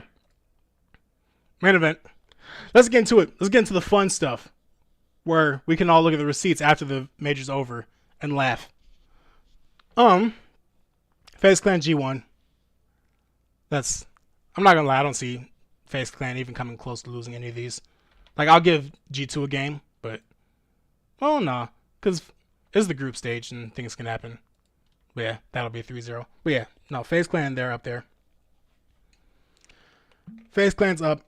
I mean, okay, I shouldn't breeze through it like that. Let's actually think about it. But FaZe Clan going against G1. What are the odds that they lose? That's the real question. FaZe Clan is, of course, the favorite, but, like, how likely is it? Like, in order for them to lose, they would need, like, a pop-off performance from Mark. And honestly, I don't see it happening. And we need to see the same Dorito that we got in the tiebreaker. Which, yeah, no. I just don't think they'll be able to get past Mist, honestly. Unless Mark by 8 demos him. Which, maybe. Not really enough said, but I don't think G1 make it out of this group. Yeah, no. I mean, it's either them or Crew, realistically. Speaking of Crew, do they beat G2? I'm not going to lie. I kind of think they do. G2 showed that they were susceptible in the fall major when they got swept by Power. Did they get swept or did they just lose? I think they got swept. Yeah, they got swept. So, like, that loss right there alone, like, shows that G2 can be vulnerable. And plus, like, we already talked about earlier how Atomic sometimes has lesser performances on LAN. Who are Toxic's teammates on Tundra? It'll be Rizex and Riziers. The Riz duo. Who are, like, two very different players. Yeah, so it's losable for FaZe. Potentially. I mean, it's losable. Like, when you're at the major, every game is losable. Unless you're going against Gladiators. That's not losable. But every other game is losable. No, actually, no. Gladiators going against Ground Zero. That's for sure losable. For Ground Zero. But, you know what? Do I want to be spicy? My hot take is G2 doesn't make it out of the group. That's a very hot take. I don't think I agree with that take. But also, I do think that Crew can take a win over G2. I'm almost certain that, like, nobody is picking Crew over them. Yeah, you know what? Sure. I say the minor region blues continue for G2. Crew gets a win. Drafinio shows everybody that he is indeed him. And then, yeah, they go up against FaZe, and they get ran through because they're not beating FaZe. But yeah, at this point, if G2 lost, or if G1 lost that series, or if G2 lost to G1, God, that's going to be so confusing. G2 against G1, and both of their best players is called Atomic. I would not want to be casting that match. But yeah, I don't think G1 beats G2.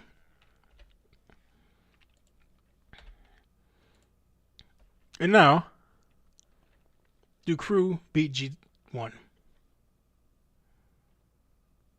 I don't think so. I think when they're back against the wall, they'll come out and get a win. But also, at the same time, it's going to be close. Crew's really good. Crew's really good. South America was like a bloodbath. Helpful title. Oh, for the stream title. Crew cooked in Regional 2. They really did. They cooked in the Regional 2 and in the tiebreaker 2. Yeah, we'll go ahead and give it a 3-2 for Crew. Which will put Crew at second place in the group, which I stand by. So, alright, before we move on, Phase 3-0, Crew 2-1, G2 1-2, G1 0-3. Yeah. God, I can go back and forth on this. Actually, if G1 won this, would they still be eliminated? Okay, yeah, I'll go with that. We're in the other stuff, maybe. Yeah, we're definitely in the other stuff, maybe. Can I change the stream title right now?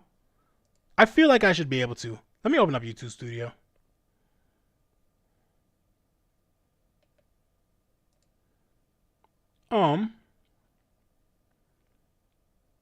Nope, I can't. We're just like this. I'm sure there's a way for me to change it. I don't know what it is. We'll figure it out in the next live. Next, we have K-Corp against Team Falcons. For me, this group is all about Team Falcons. I really want to see whether or not this team bounces back on LAN. It's actually funny.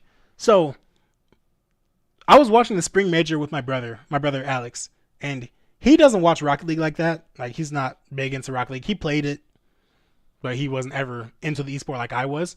But we were watching the grand finals together, and in game 1 of the second series of the Spring Major, after the bracket reset, he said that Team Falcons are just immediately lost because you could just see it in their face, how like shook they were after taking that loss. Oh, I scrolled way down in the chat. Crew took the more that Exceed fell apart.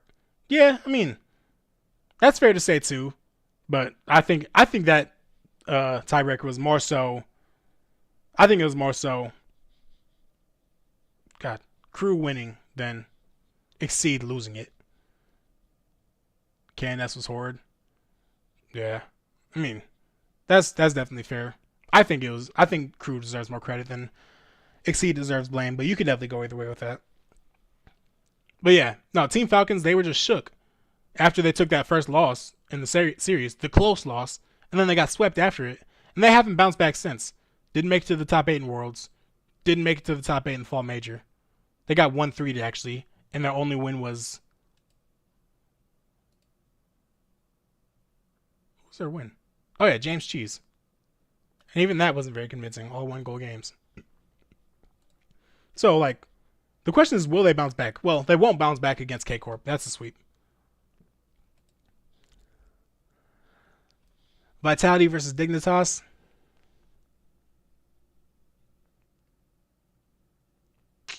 Gosh, that's tough. What do y'all got? Are group tiebreakers happening at the major? They should. I mean, I think it's the exact same format as the regional. So, as far as like tiebreaker matches, no, I don't think that's gonna happen. That'd be cool though. They should add that in there. Just go ahead last second. But yeah, no, it's gonna be the exact same format as what happened in the regional, where it's head-to-head by tied groups, then head-to-head overall. Then I think the last tiebreaker is initial seed, which sucks. God, if it ever came to that, yeah, it is. If anybody made it through off of initial seed for a tiebreaker, that would be so bad. Like, can you imagine that? Like, at that point, you have to have at least a best of 1 tiebreaker match.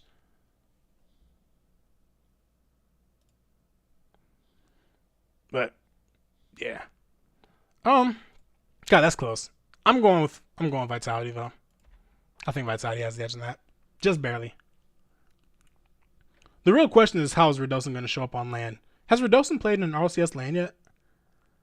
Because Vitality made last season's fall major, and they didn't make anything else. They didn't make fall, of course. So this might be Redosin's first time on LAN. Honestly, I'm not going to lie to you. I wouldn't be shocked to see his Sazen pop off as like his final goodbye to Vitality before Zen comes in and takes his spot. And then he just goes and gets a fat payday with somebody else. Whether it's like Solary. He might be a good pickup for Solary, honestly. I keep on talking about Solary with these free agents. K-Corp Dignitas.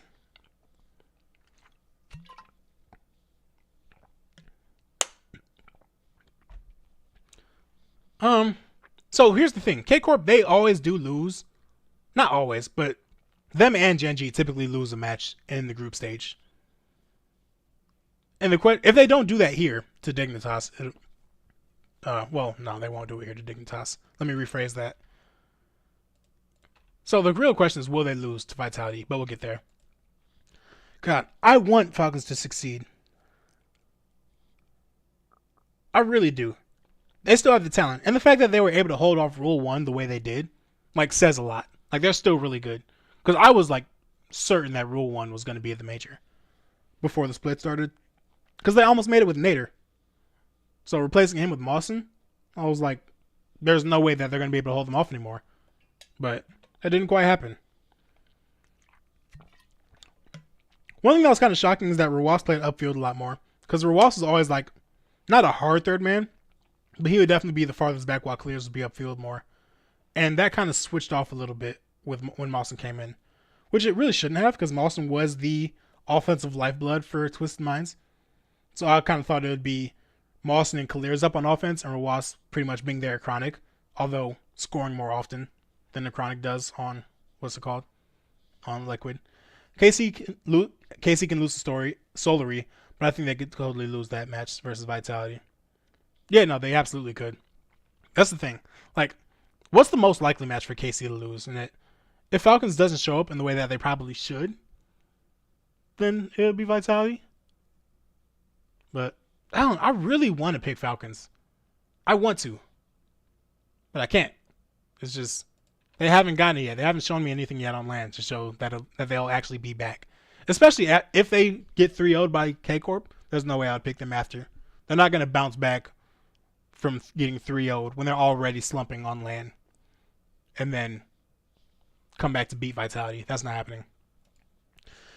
But who wins this series? Does Vitality top their group? I don't think so. That's going to be tough. That's very tough. I might go back and switch that later. How do they do in the first stage of the fall major? Yeah, they swept through it. So, they could easily sweep through it. They could easily lose one of these games. But the one that they would lose would have to be Vitality, because they're not losing the Falcons. They're not losing the Dig. Hello. Scythe, are you the Middle Eastern player? Or is that a different Scythe? Is that spelled differently? I think it's spelled differently, actually. I don't think he has a C in his name. You got to go, unfortunately. Well, thank you for stopping by, Person 1. Thank you for making the stream even more fun with your contributions.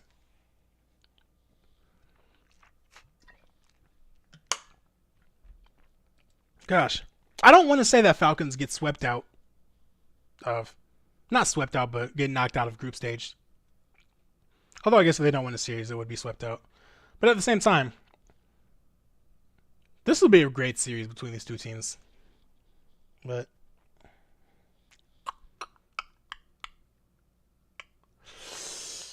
no, I'm just some random guy, but you are a Muslim. Okay. Yeah, no, because I saw the RLCS player Scythe followed me on Twitter, and I followed him back, so I didn't know if you were him. Well, yeah, I'm just as excited to have you in here, though. Falcons don't lose the Dig. Bro, Falcons are shaky on LAN right now. They're very shaky on LAN. TIK would not let that happen. All right. I'm going with you, Captain Dolphin.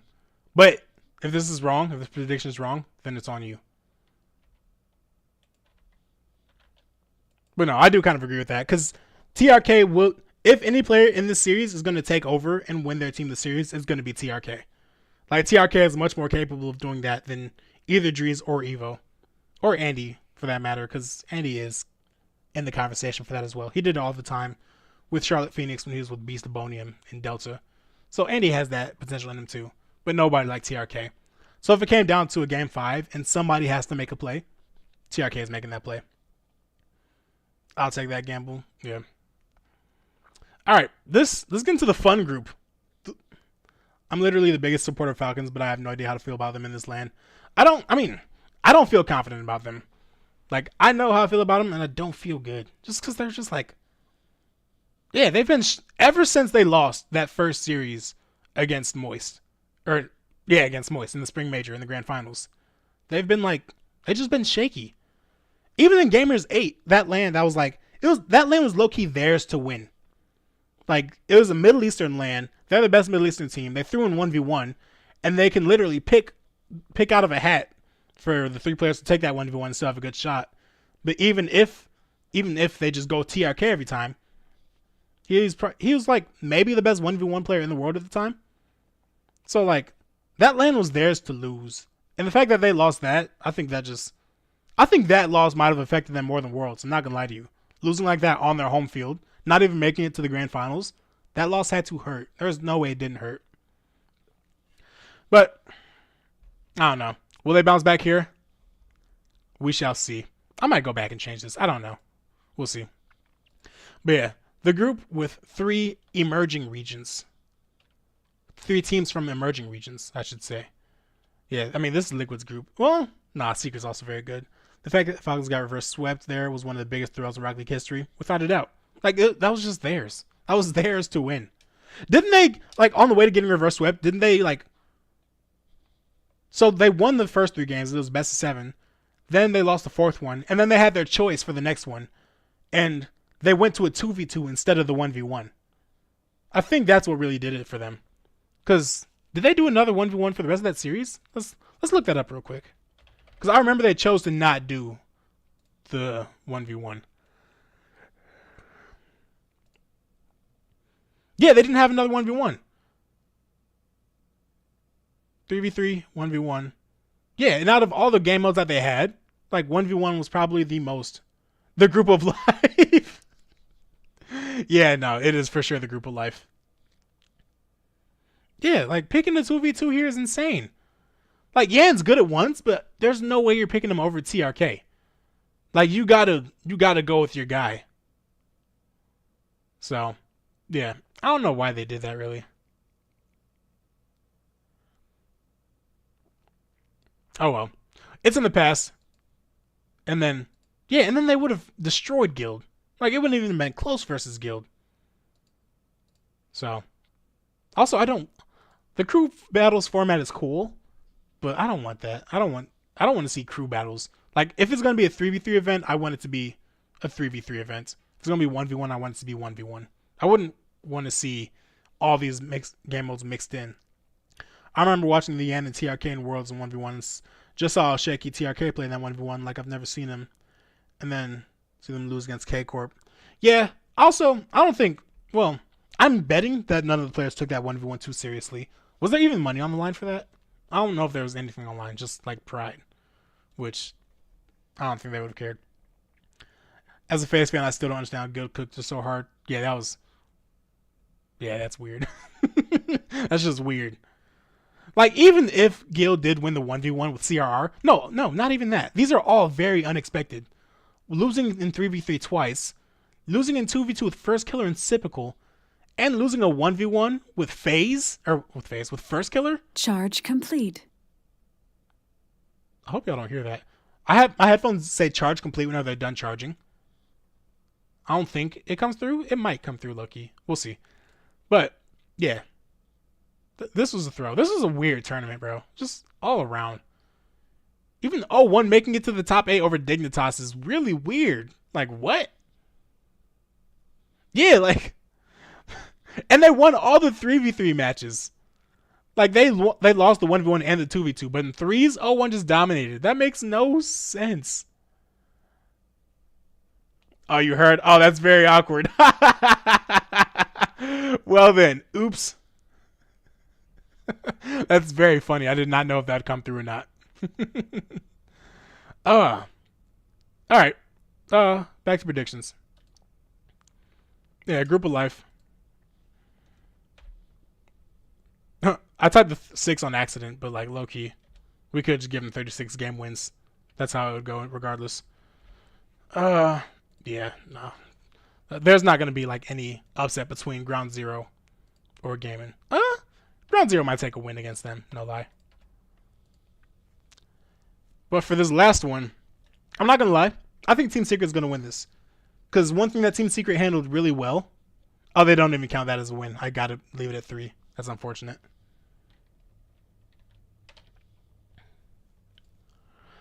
But yeah, Team Secret did really well on defense, and they did really well at corralling really aggressive teams. Like when they went up against Moist in the group stage, just complete domination. Like they're able to shut teams down really, really effectively, especially KV1. Like KV1, so he does the. I know a lot of you know about this. If Gladiators faced Liquid in 100 games, Gladiators would win any. Would Gladiators win any? They'd get like 5, realistically, 5 or 10. Okay, that's kind of disrespectful. They'd get like 15. Gladiators are solid. Okay, well, that's such a hard question to answer. How many would they get? I'll leave it at 10. If they played 100 times, Gladiators would get 10. Like with both teams trying at their hardest, like money was on the line for each game, and it's not like a scrim format, then yes, 10 wins. That's all I'd give them. But yeah, I think Team Secret's going to win this one. Because overall, I think Liquid's the better team. I think Liquid will go farther in the tournament, but just this matchup, with how aggressive and how fast Liquid is, and how well Team Secret can corral them, and how 1KV1 can corral them, I like Team Secret's odds in that. I think there's a good chance that Secret perform well and even beat Liquid, even though people are doubting them from their fall major performance, are still doubting them from their fall major performance. Yeah, no, I like Secret in this matchup. And Ground Zero. Yeah, I don't know how people can call making it to the or to the semifinals of a major a fluke. Like, how is that possible? You have to beat nothing but good teams on the way there. Actually, who did they beat on the way there? Where are they? Yeah, they beat Quadrant, Space Station, and Moist. Those are like all the lowest seeds out of those regions, huh? But even still, they won confidently. 3-0, 3-1, 3-1. Actually, 3-0 in Quadrant is like very impressive. Well, people may or may not think. People may have different opinions about how impressive that is, but I think that's very impressive. Because even down here, version 1 and Team Liquid didn't 3-0 Quadrant. So the fact that they're able to do that, which set up an easier match in the next round. I've been doing this a lot. I don't do this. I don't know why. I don't know why I've been doing this so much on stream. I always like do stuff ironically. Like I was talking to Prof earlier today, and like when I was in high school, I would like mimic old people and say golly and just like say it as a joke. But then I started saying it so much that it became unironic when I said it. And I stopped doing it for a while. But today when I was talking to Prof, I just said it like 5 times. So I don't know why. I just do something corny ironically, and then I do it unironically, like saying golly or doing air quotes. When I say something that doesn't even need to be air quoted, it's just weird. So, I don't know. Where am I going? Where's my tab? Oh, yeah. Gladiators can beat Ground Zero, though. Quadrant is kind of nobody, but SSG we've seen them online do well, and I think beating Moist. I also think beating Moist the finalists. Yeah. Oh, right. I didn't even look at who they beat in the playoff. Yeah, they beat V1. That's a good win. That's a very good win.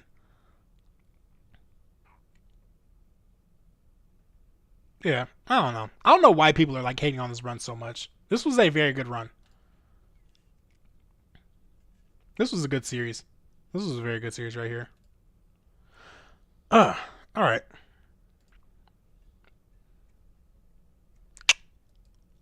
I'll give this a 3-2. I don't think Gladiators win, but they'll come close. Gladiators is good. Used to say sub bro, ironically, then it stuck. I know how it feels.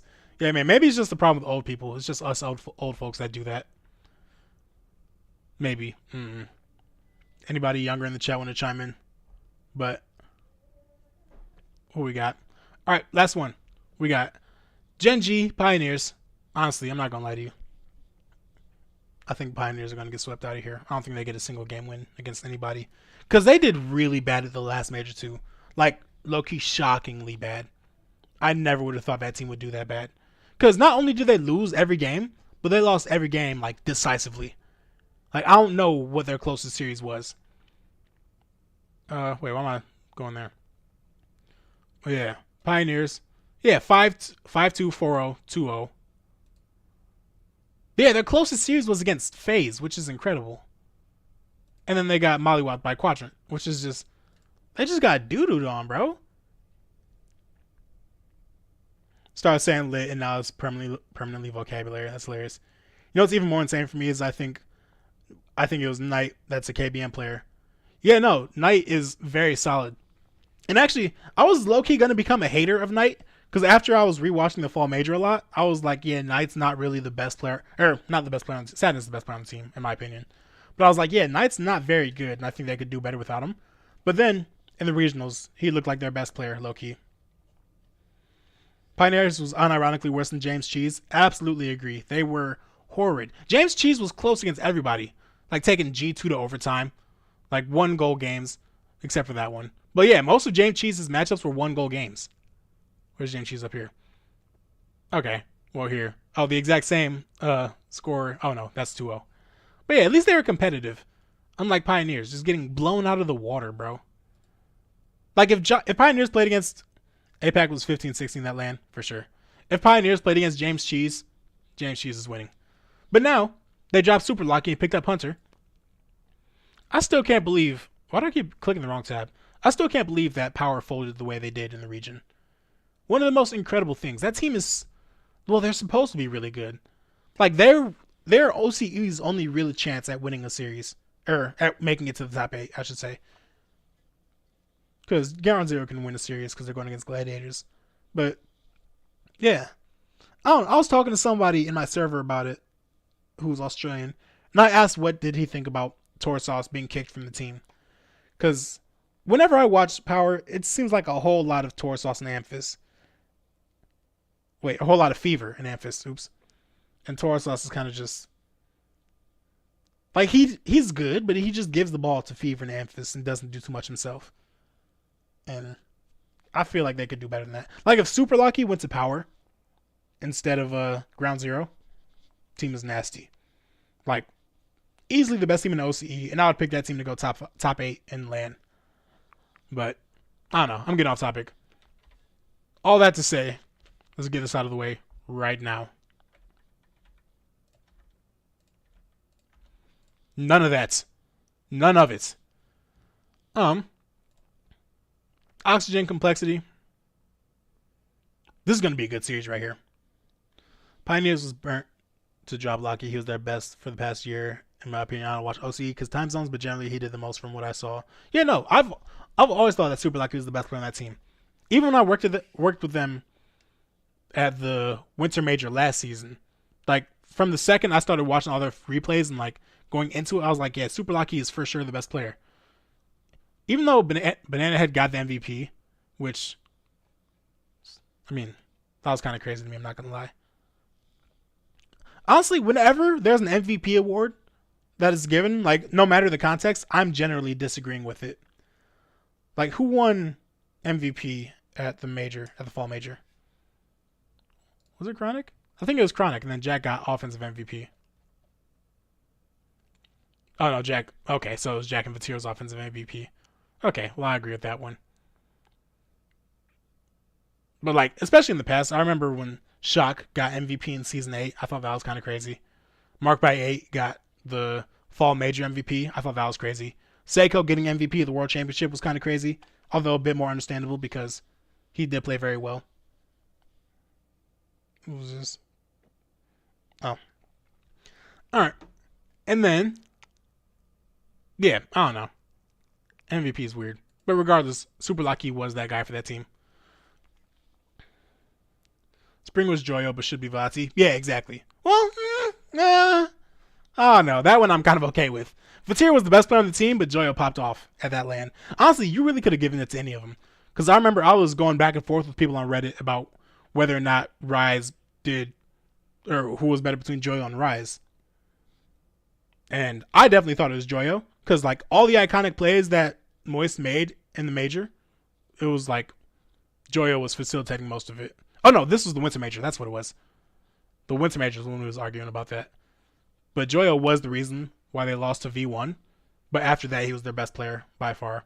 Season A should have been Justin for sure. They gave it to Turbo, right? Weird. But, alright. Back into the predictions. I always get distracted because since I'm so delayed at reading chat, I read what you guys say like 30 seconds ago. So then I try to move on, and then I look at chat, and I'm like, oh, they're still talking about that, and I say something.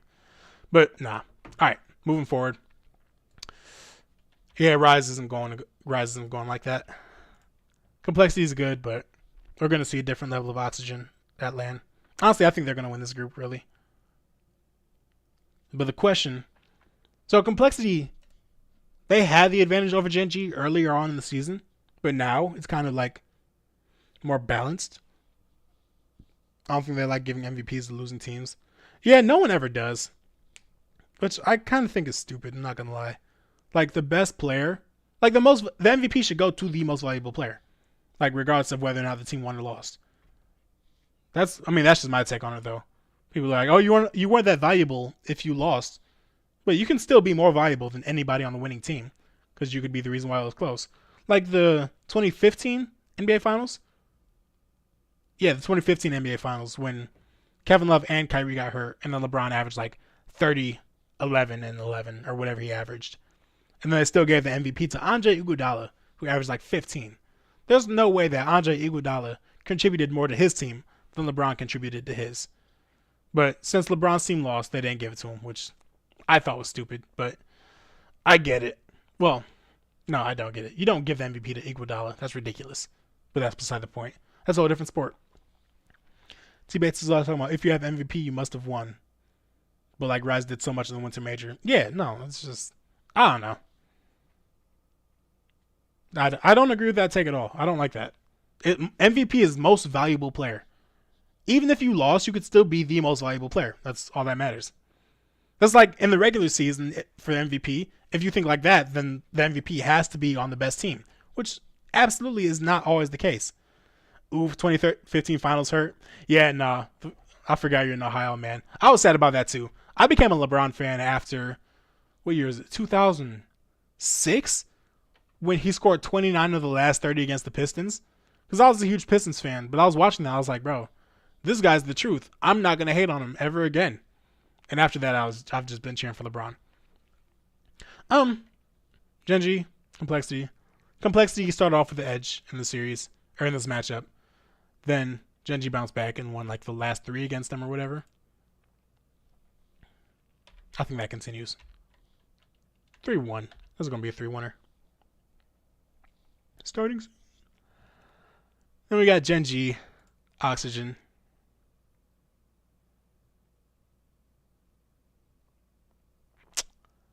Oxygen won this matchup in the fall split, didn't they? And they dominated them too. Wasn't it 3-0? Yeah, it was 3-0. Oh my god, yeah, they dominated them. I think that, yeah. And I think Oxygen is just going to win the group regardless. So, whoops, wrong one. Yeah, got that one. 2006, bro, how old are you? Oh, I am 27 years old. And I'm an old fart, born in 95.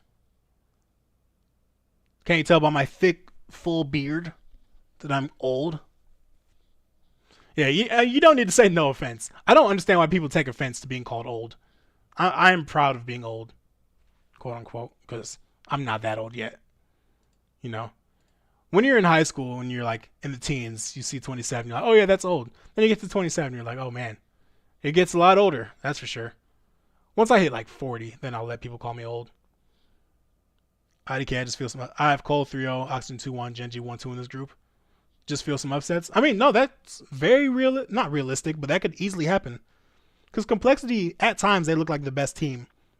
No, not the best team. But in Regional 1, they're like neck and neck with Genji. I'm not going to keep going back to the Wikipedia page. But yeah, all right, this is what I'm saying. I'm old. Yeah, we're all old, prof. I feel like I attract older viewers. I'm wise. That's what my mom always says when she's old. Hey, man. Hey. Let me tell you something, bro. Wisdom does not always come with age, all right? I know some old people that are dumb, all right? Wisdom is something that you have to intentionally acquire. You don't just soak in wisdom like a sponge. You have to get experiences. You have to obtain knowledge. So don't let people say that they're wise just because they're old, because I know some stupid old people. I've known some stupid old people ever since I was in school. So, yeah, that's not always how that works. Although, let me clarify and say that I'm not talking about your mom when I say that. I don't want to imply that your mom isn't smart. I'm sure she's a very wise lady. But in general, don't always take people's word for that, because there are some dumb old people out there. Sam Clapton going to be 40. My man. Love to see it. There's a turn 30. What do you do about the existential? You embrace it. That's what you do. I've already embraced it. I embraced the existential dread when I was like 21. I was like, man, this is going to happen. Let me go ahead and get it out. Because I don't want to have a midlife crisis. Because I've seen people with a midlife crisis, and that it gets ugly. Like, people are just like 40 years old trying to talk younger than they are, dress younger than they are. And it's ugly. So I didn't want to go through that. So I just accepted it from a young age. So I am in, and I always said, even when I was a kid, like, I can't wait to be an old man. That's going to be fun. Like, when I'm 50 years old, I feel like that's going to be the best time of my life. I'm just going to be talking. Just like, old people just talk. That's the old people I know just talk all the time. And that's how I'm going to be. Come here, young blood. Let me tell you something. I remember back in my day when y'all got your phone on your glasses now, whatever future gadget y'all got. But back in my day, had to hold it in our hand. We ain't had no touchscreen. We had buttons. You even know what a button is, blood? So, yeah. Yeah, that's going to be me. I've already been practicing. To the playoffs. Vitality, Complexity. This is going to be a good one. This is going to be a very good one. Nah, it'll be an okay one. Complexity's winning this for sure. Complexity's going to be the better team.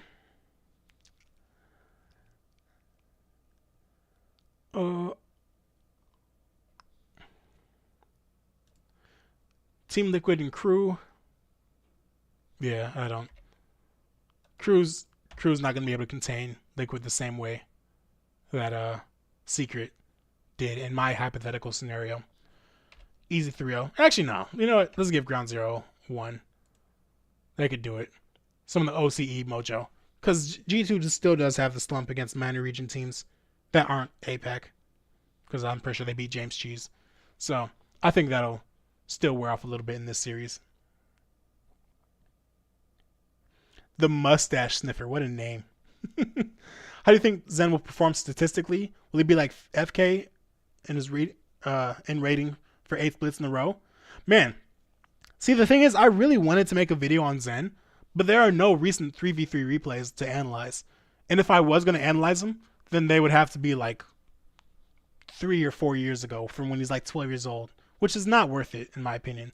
So as far as his actual play style in threes, I have no idea what it's going to be.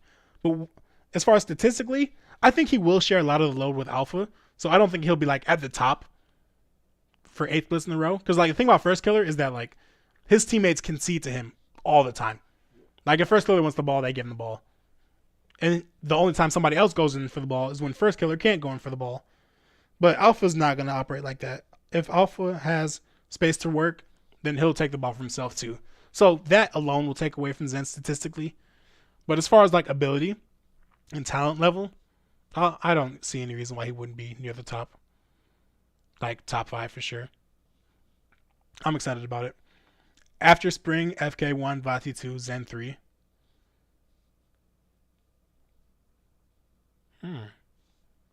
Would I put Vati over Firstkiller right now? Maybe. That'll be a list for another day though. I already did my list for earlier, so we don't need to do another one today. That's interesting though. Who's better, Vitir or Firstkiller? My gut wants to say Vitir. I'm not gonna lie to you, but we'll see. I think G2 will do pretty good this major since season 6, the best they've got at an EU land is 9 and 12, and the worst at an NA land is 2nd. That is very true. I always forget about that because it gets mentioned like once a land that G2 does a lot better at home. That's a very good point. But also, they'll do better at LAN on NA, but I don't think they'll do good enough to get past K Corp. Is that your bracket in the background?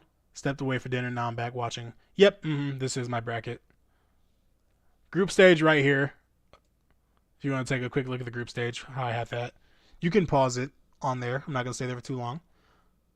But since it's YouTube, you can easily just pause and then resume without missing anything because YouTube is the superior streaming platform. I don't think I have monetization turned on for this stream. Have you guys gotten any ads? I don't think so. Oh well. I would get like 5 cents anyways. Vitir right now, I think so. Do you think FaZe Clan has figured out what is keeping them from succeeding over 4th place?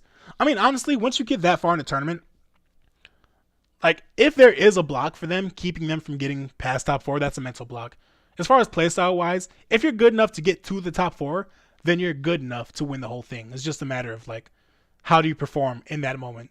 So that would have to be a mental block, and I'm charge complete.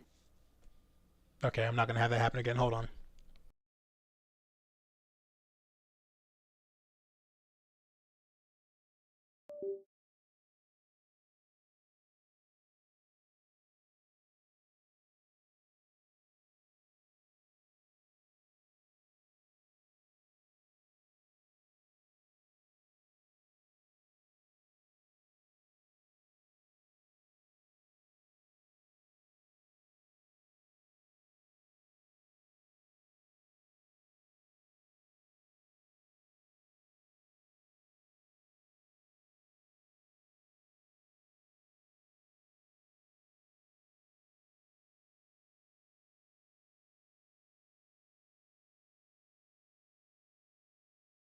Charging battery. Charging battery. Couldn't get it to work wirelessly, so we're just gonna hear her say charge complete whenever she feels like it, and charging battery. But yeah, no, it's not just you. I was trying to figure out how to make it work wirelessly. It wasn't working. So yeah, we're just gonna have Miss Corsair chime in whenever. What question was I answering? Oh yeah. But I do think that this could be the one. I do think that this will be the one where they get past top 4. Spoiler alert. Looking at Oxygen and Liquid. Yeah, we'll see. Charging battery. I'm just getting bombarded by these bots. My microphone is talking to me in the middle of the stream, and Streamlabs keeps on telling people that the stream will start soon. We never know when soon is, but you know, presumably it'll happen soon. Charge complete. Jesus Christ. If the bracket seating allows it, it should be FaZe, Gen G, KC, and Liquid in the top 4. Yeah, I mean, honestly, that's kind of the cool thing for me, because since there's no way that Falcons beats Gen G, I kind of have that set up for mine. It's possible with FaZe, Liquid, K Corp, and Team Secret. But yeah, this will be a FaZe win, not 4-0, 4-2. I have Corsair now, so confused. You just unplugged your headset. Yeah, I don't. Yeah, because last time I was wireless, I forgot because I get better audio quality when it's plugged in. So whenever I do my voiceovers, I have it plugged in, and I just forgot to unplug it for my stream. Oxygen versus Team Liquid. I'm not gonna lie to y'all. I think this is the one.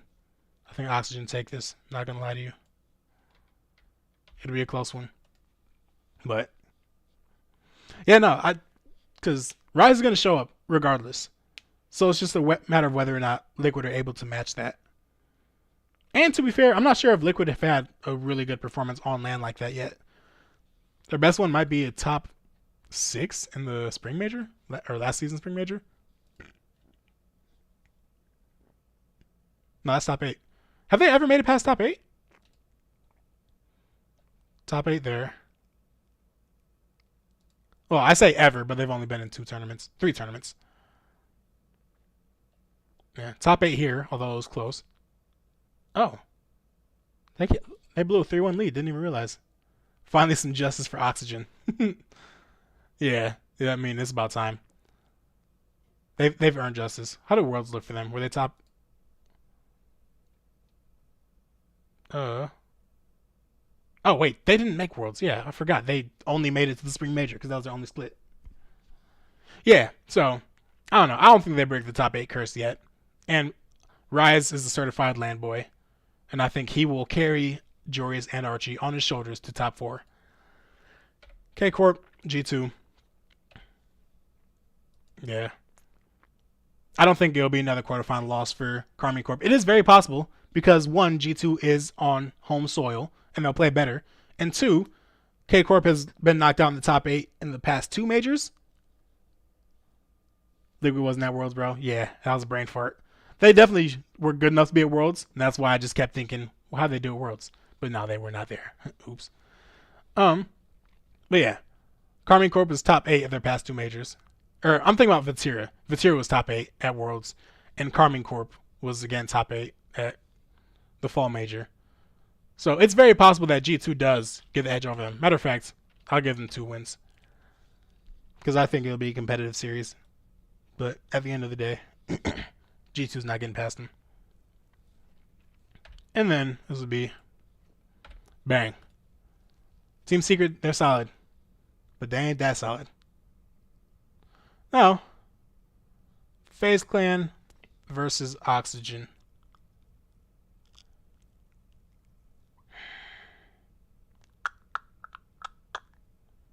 This is tough. This is very tough. I'm not gonna lie to you. Because you got the 4th killer streak. And you also got Rise popping off at LAN. Like, conventional wisdom says that FaZe Clan should win this series. But LANs aren't always conventional. So, what's really going to happen here?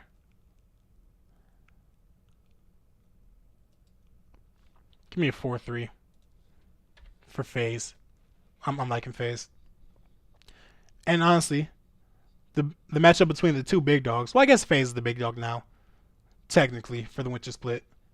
But overall, since Gen G won the fall major, these are still really the 2 big dogs in the world. K Corp and Gen G. FaZe won last time, they'll win it again. FaZe up, FK go. Yeah, I'm not. Can't go against them. I mean, I could go against them, but I won't go against them. K Corp against Gen G Mobile 1 Racing.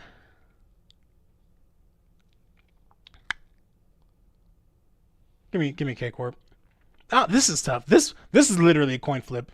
Like, this one I could go either way. And I don't even really have a solid reason for wanting to pick K Corp over Gen G. It's just that, Gen G won last time. I guess I want to see. Imagine both of these series go to 7. How incredible would that be? That would be like the best championship Sunday. Wait, is it going to be all 8 of these matches on the final day again? Because I really hate when they do that. That's too much Rocket League.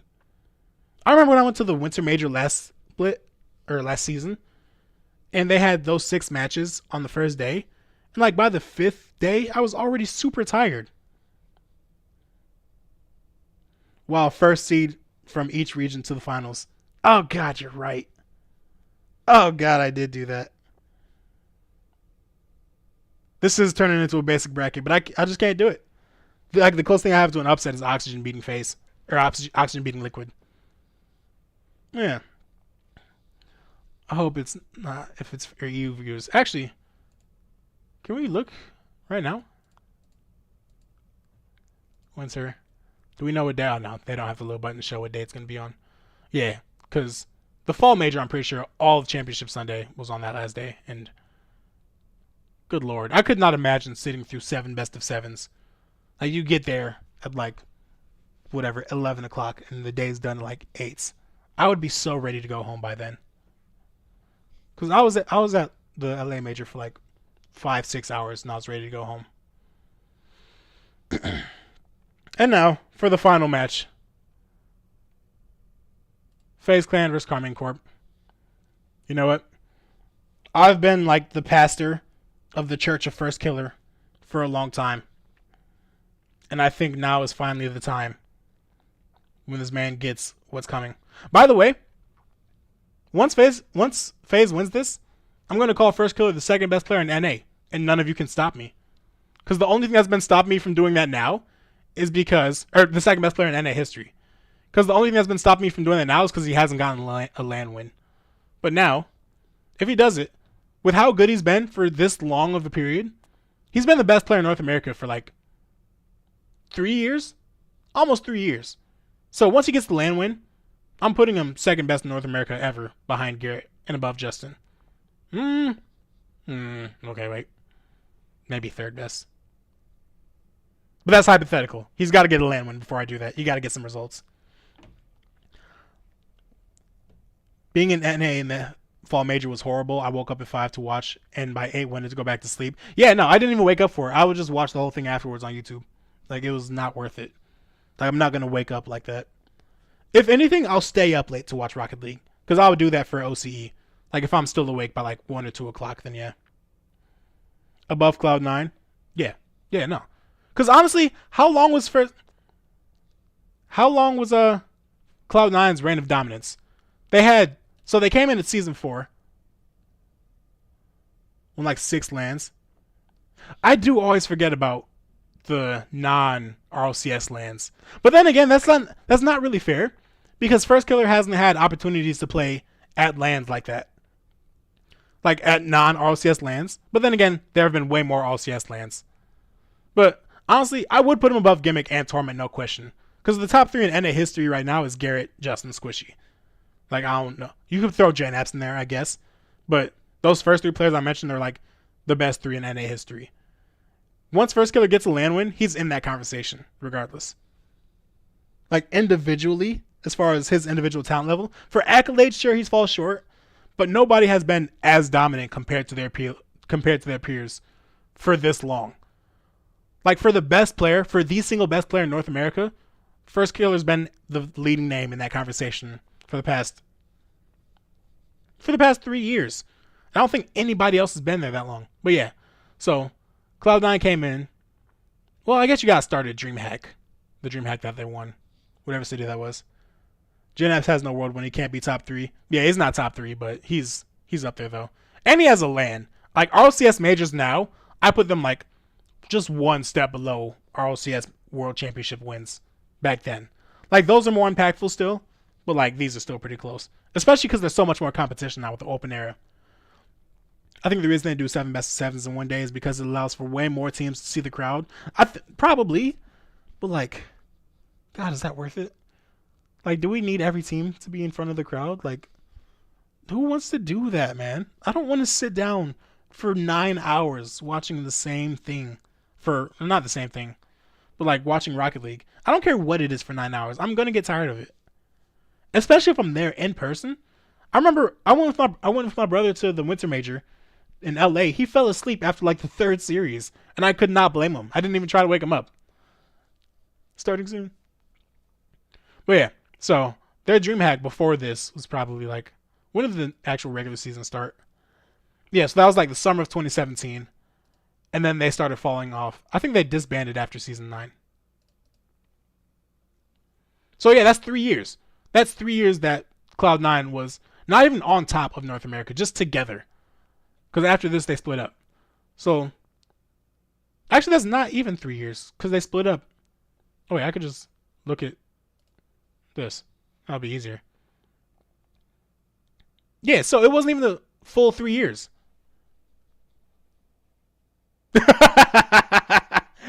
I was definitely slumped. Yeah, you show her. I could not blame you. I was about to fall asleep too. Like if I wasn't so invested in it, I would have been asleep too. It was impossible. But yeah, Cloud9, they were together for 3 years. Dude, I could barely play Rocket League for more than 2.5 hours. No, I could watch 7 best 7s and be hyped the whole day through. Yeah, and like they kept on trying to get us to like be hyped and get loud. I've lost my voice after like 2 hours of yelling. Just how much more do you want me to yell? I can't do that. Like at that point, it's gonna be a golf tournament where people just sit like this celebrating. But yeah, pretty much my whole point that I'm trying to make right now, though, is that Firstkiller's dominance individually has been longer than Cloud9's dominance as a team. And sure, you could say that team dominance is more important because that's what gets you the wins. But as far as ranking individual players, like Squishy, Gimmick, and Torment were all really good because they had each other. But Firstkiller, like, he has that now. Well, he's kind of had that since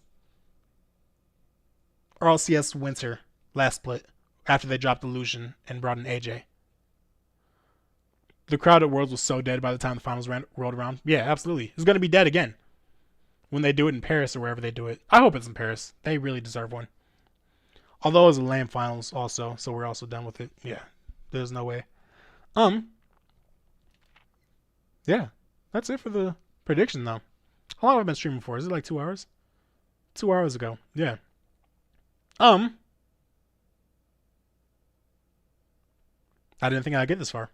No, I'm playing. What do we do now? I did have half a mind to play a scary game because Resident Evil 4 came out, and I didn't buy it, but I do have Resident Evil 8. I think I'll save that for another day, though. Whatever. I'll hop in free play and actually try to improve the game. Because I hardly play Rocket League anymore. Who was in Paris? No, I'm not about to say it. I say it, but I'm not going to say it on stream. He said hello.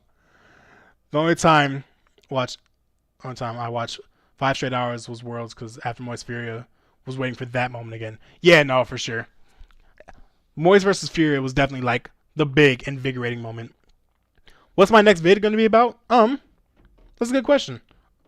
I was thinking about doing a 5 things to watch for the Winter Major.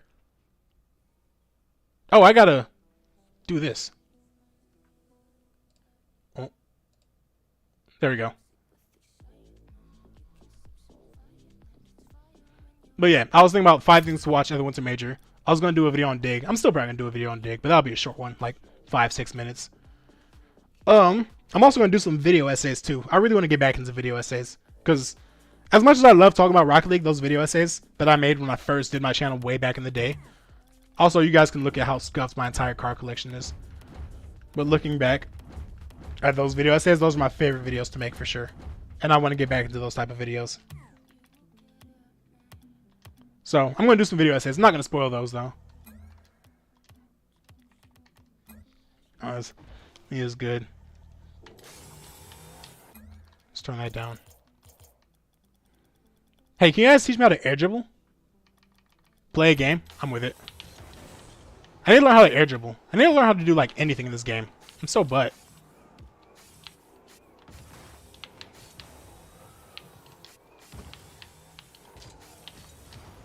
Yeah, I want to be good at the game. Firstkiller's been #1 statistically for like 7 splits in a row now. Yeah, 7 splits on top of... Well, yeah, because 7 splits is this 1 split, 3 splits last season, and then RLCS. So, like, yeah, pretty much every split that we've had in the open era. What rank are you? That's a great question. C1, unranked, and unranked. Bro, we're so late into the season, I still haven't finished my placements. That's hectic. That is so bad. How far are we into the season? I haven't even bought the Rocket Pass yet. Season started March 8th? Oh. Well, that's 2.5 weeks ago. So, 2 weeks and 2 days. Although he was #2 in RLCS 21-22 if you include the major. Yeah, but like, even still, like even if he's #2, like he's still at the top, you know? So, I'm not going to hold it against him for not being literally #1, but even still. When the coach that is teaching an entire pro team is gold 3 in rank, yeah, that's literally me. Hey, I'm C1 too. Would you want to play some? I'm down to join my Discord. Actually, let me put a link to my Discord in chat. Because I wouldn't want to play with people on stream. Not people that I don't know on stream or I haven't talked to yet. But, like, I'd be down to play whenever. Like, if I'm on, then I'm down to play for sure. Gosh, how do I share? I forgot to put on music this time. I had music on last time. Invite people, that's what it is. Copy. They call me King Hope Copy. But yeah, join my Discord, and then I'll be playing some tomorrow, too. Did I see that Chrome was gone from SSG? I did. That is crazy. Chrome being gone from SSG is such a crazy thing, man. I mean, I get it, though. Because especially even after Arsenal said that when a team starts underperforming, the first thing to go should be the coach. And then, you know, SSG started underperforming. That might have been just like thinly veiled. Just like, get him out of here. Maybe, maybe not. But regardless. Yeah, it's very crazy. I want to know who they're going to replace him with. Because there's no way that they go coachless. Like, that's impossible. Especially if they potentially lose Daniel. Like, they're going to need a coach to help them figure that situation out afterwards.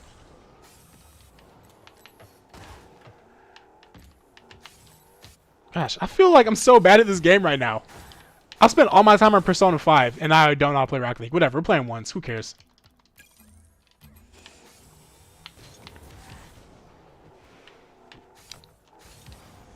Oh, see, I haven't even, like, barely seen the estimated queue time update that they did, which is way better. I heard Coach, my ears perked up like a twig snapping in the forest. Crumb being on is a sign that Daniel either wants a new style or he's leaving. I think he's leaving regardless. Because with that whole deal with version 1. Give me that! Ah, I hate you! Yeah, with that whole deal with version 1. Like, I think it's kind of inevitable at this point.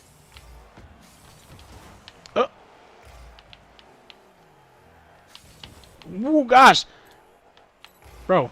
Also, I've been doing this thing where I keep trying to flip, and I don't flip. And I want to blame the controller, but at a certain point, I think it's just me. Watch the bump. Need that boost? Okay, let's make something happen. Okay, not like that. Maybe like that. Who knows? Ah, I missed the bump. I also try to read chat and play the game too, but then I always mess up when that happens. This is gonna be like a 0-0 game the entire time, huh?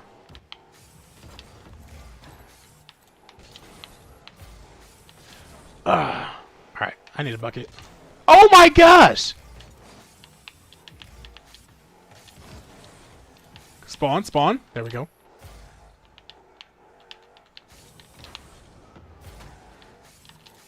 Ah, he's too smart for that.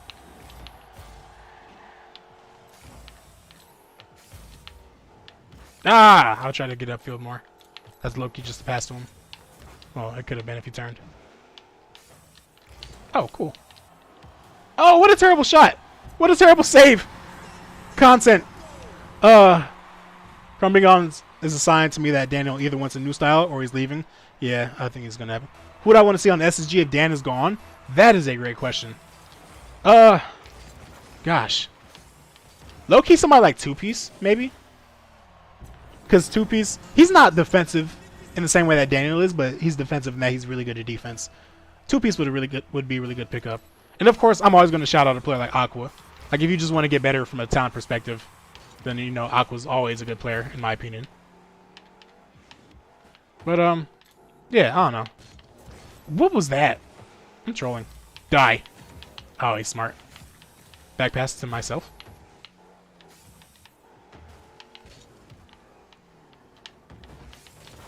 Oh.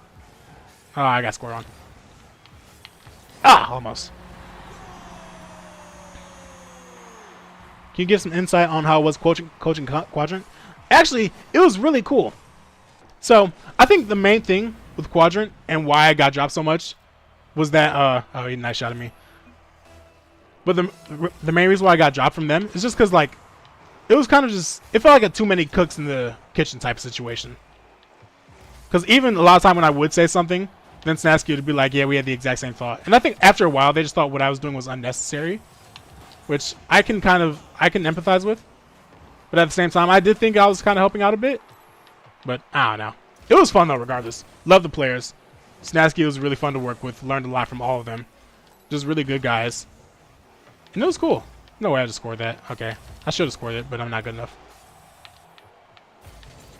Ah! What a terrible 50.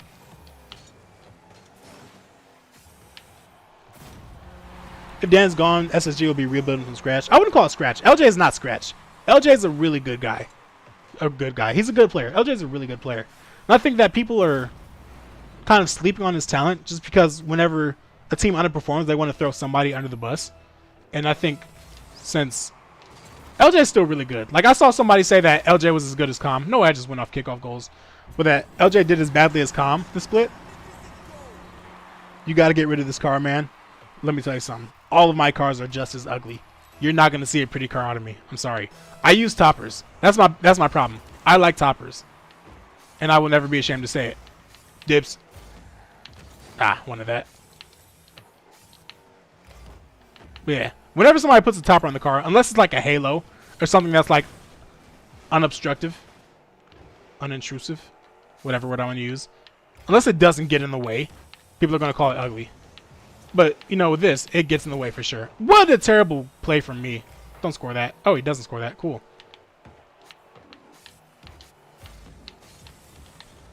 Get around it.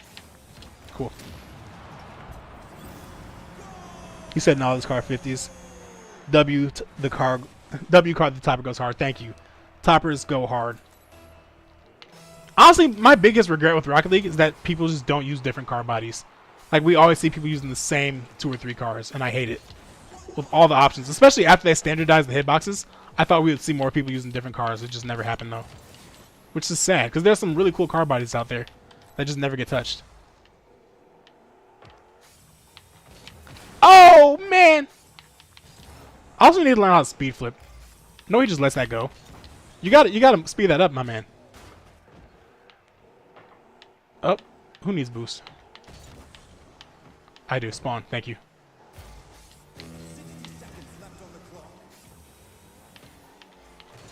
Cool. I actually won a game. How about that? Oh, wait, it's not over yet. Okay, there it is. You always just take for granted that they just forfeit, you know? But yeah, coaching Quadrant was really cool. Coaching KCP. Oh, not coaching KCP, but like working with KCP was really cool too. Honestly, working with the team individually is just fun. I will say, like, the coolest experience I've had working with an RLCS team was when I interviewed for Dignitas for their coaching position. Because I sat in on scrims with them, and, like, it was so cool just seeing how the team reacted to whatever I said. Because seeing how they took the advice and just immediately took it was the coolest thing ever. I would, like, kind of hint at doing this one thing, and they would just immediately make the adjustment, and they would do it perfectly. So, like, seeing how well a team responds to that type of, like, it was really cool. I was kind of sad I didn't get it, but it also went to Nick, and I cannot be mad at that at all because Nick is an awesome coach. And it's paying off for them really well right now because they dropped the whole team and kept him around, and they're still making majors. Oh, that's over. That was terrible.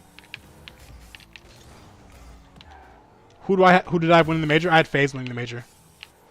The Fighting Firstkillers. Oh, terrible. Oh, we're good though.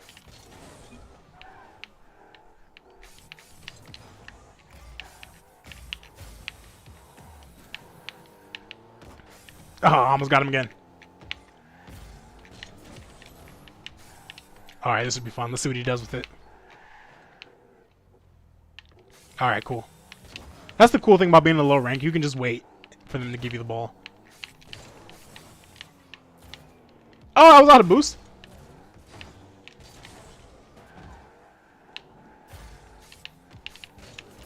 Oh, God.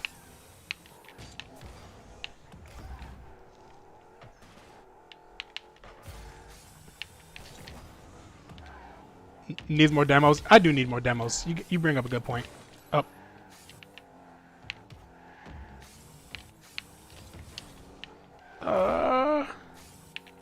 I can't go for that.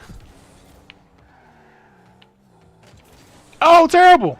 I thought I had that. Dibs. Oh, this sucks. Oh, he missed it. Can't reach that. I also always play with the controller really close to my face.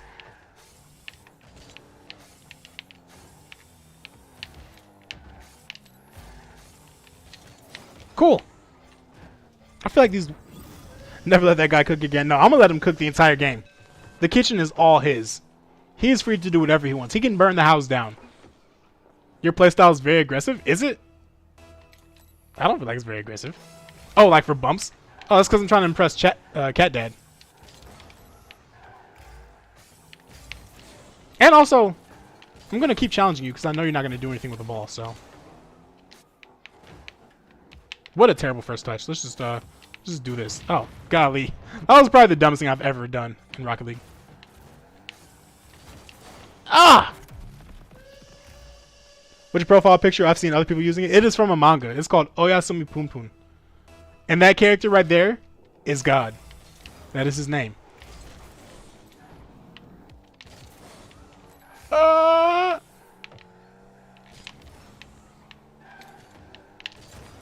I'm gonna go see you. Peace. Fun being a stream. It was fun having you. Appreciate it, man. Go enjoy your food. Get you a good. I'm honestly pretty hungry too. But yeah, profile pictures. Oyasumi Punpun. And actually, I have it as an emote in chat too. Well, you gotta be.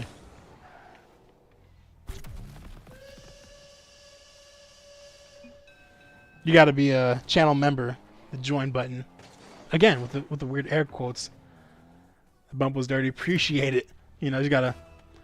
Did I see Dan versus Zen versus Dan today? I did not. I need to check that out. Oh my god, my kickoffs are terrible. Oh wow. Alright, I'll take the bump at least. Alright, I'll take that. It's gonna be awkward.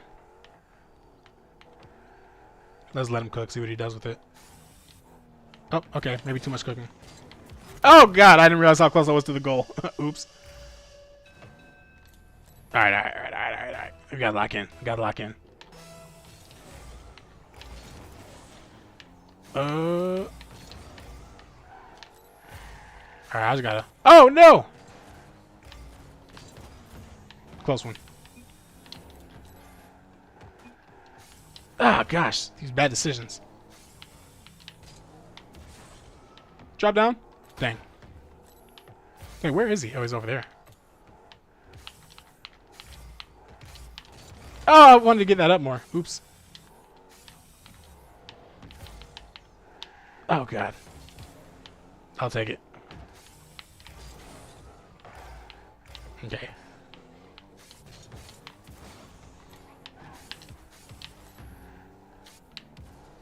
I was up like 3-0 earlier or something. I should be winning this game.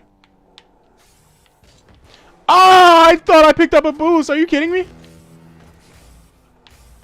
Oh, okay, we. What is this game, bro? I'm terrible. Oh, it in!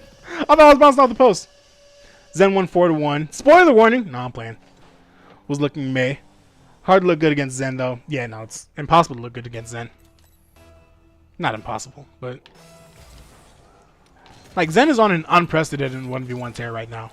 Like even compared to like Fairy Peak streak back in the day or Firstkiller AJ streak in NA. Like Zen just winning all the time. I'm just gonna dive at him.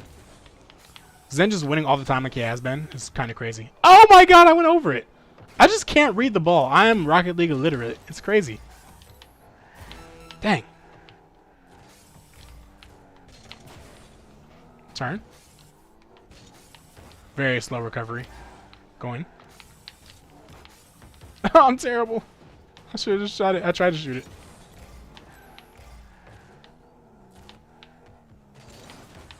Oh, alright. I gotta score.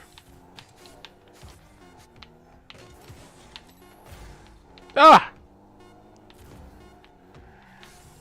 No, I hate you. This is truly one of the games of all time in Rocket League. It is one of them. I wish it wasn't, but it is what it is. Gosh. I've been grinding too much Persona 5. Oh, a Jackal. I don't even have a Jackal. Okay, I want to do threes. This might get ugly, though. This solo queuing threes might get super ugly. I also low-key need more water, but oh well. Wow, the throwaway. Yeah. Buttery choke. You hate to see it. Honestly, low-key, with all the games that I play too, all the other games that I play, I might just start streaming those. Just be chilling in here, playing games. I don't know if I want to stream Persona 5 though, because I'm already like all the way through. Like when I start Spider-Man Miles Morales, I'll probably just stream that. There's no reason not to. Because I'll be sitting there talking to myself while I'm playing anyways. So I might as well just have somebody else listening on the conversation. Okay, I'll queue for both. Because I'm impatient.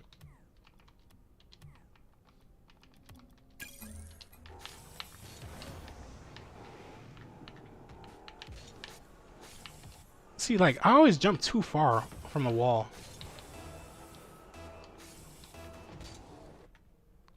Buttery choke sounds like an appetizer.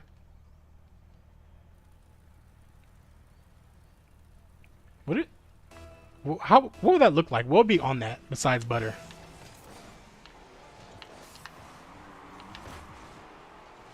Oh, thanks. Ah, nice shot, thanks.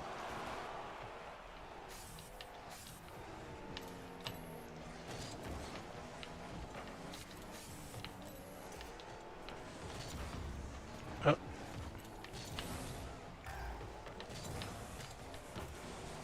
Dang! Oh, no way! Oh, God! Artichokes and butter. I meant you'd be down to run twos if you don't want to solo queue. Foremost, just being 10v1 and 1v1. Look, I don't mind solo queuing, but yeah, no, I'm definitely going to be down to play with you one of these days. I thought I was going to keep going. What was that backflip?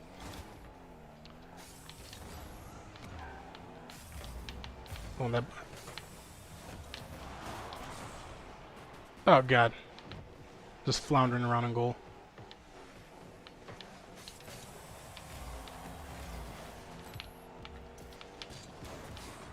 Dang.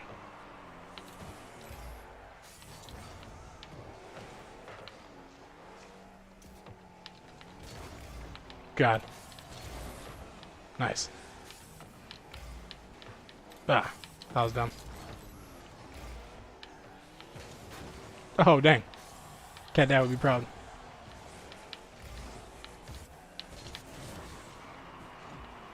Nice. I have no boost for that. Gosh.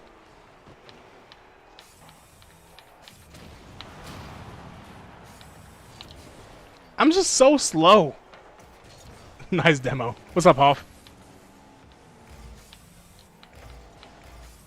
Oh, cool. Okay. I'll never forget that I just randomly saw you when I was playing on my Nintendo Switch. That was the funniest thing ever. I was not expecting that. No way they just nice shot at me. Be a bigger man.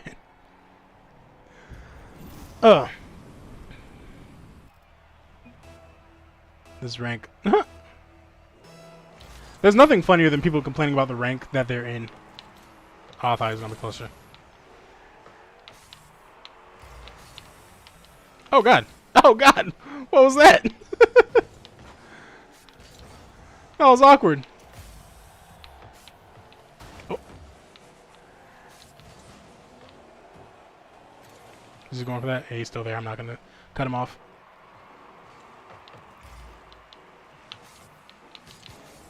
Oh, my gosh. My aerials are so atrocious.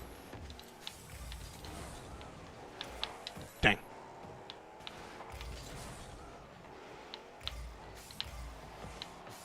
Why am I getting all these...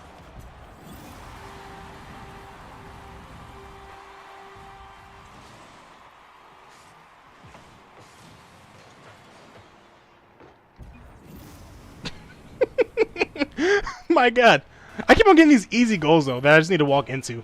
I can't believe I almost missed that. Not the best clear, but it's better than nothing. Oh. Alright, he's back there. I'm going away for the shot, and bang. Not the best bang, but it's better than nothing.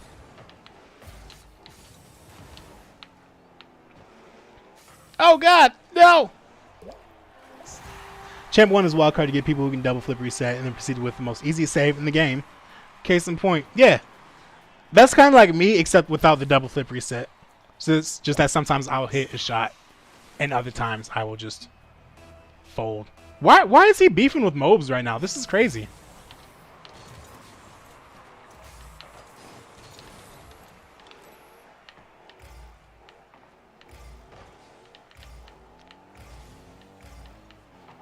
No, I should have been there. Wait, let's see where they hit it. Alright, I'll take that. Oh, dang. Oh, that's fun. That was low-key wide open goal. I don't know how they didn't score it. I'm always just creeping up into the middle of the field doing nothing. I gotta be useful wherever I'm going. Ah! Oh, he's got that. Did you take that? I think so.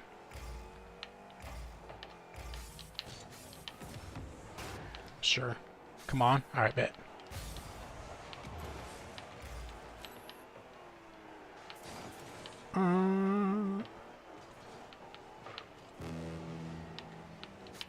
Oh my gosh, I'm terrible.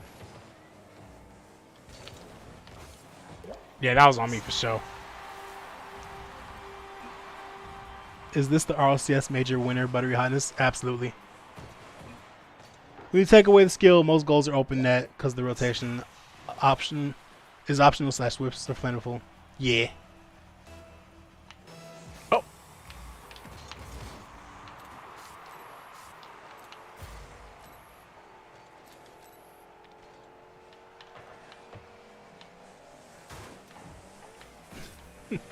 Oh my god. Oh, the double? Ah. I was too close to the ball to actually get a powerful shot off. Alright, here we go. Ah! Close. Ah, let's go! Oh!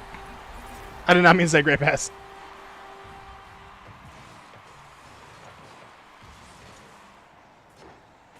Definitely could have scored that myself, but we'll take those. Ugh.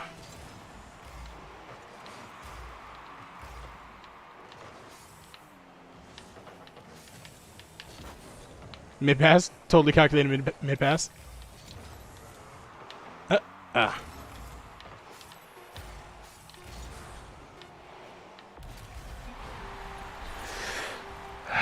Sure, dude.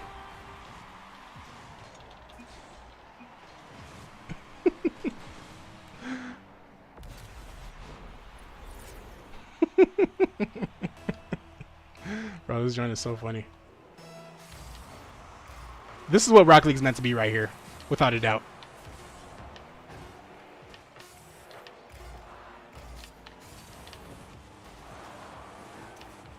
Oh, challenge him! Oh gosh! Oh my god! What is happening, dog? What? This rank. Why'd you lose? Oh my gosh.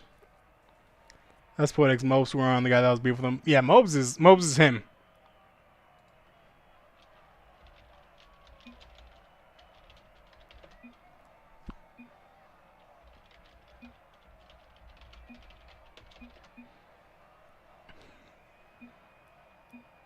Said packing. Didn't say pack. That was Rock League.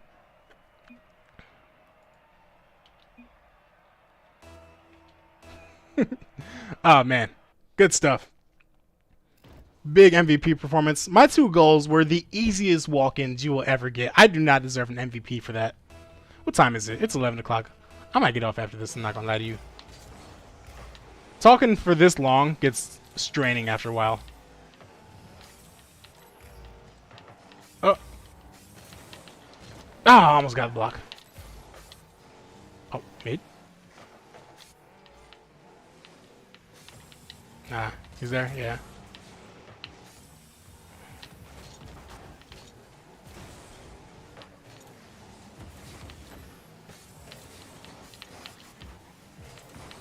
Oh no, get him more in field. Oh no, he doesn't have to. I was looking for a give and go.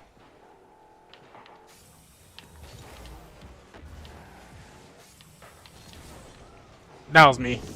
Bad touch.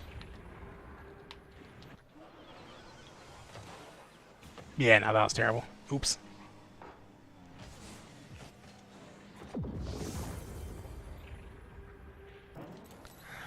Ugh.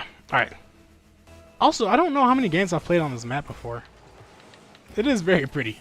I'm a huge fan. Oh, nobody went for the ball. That was probably my job, huh?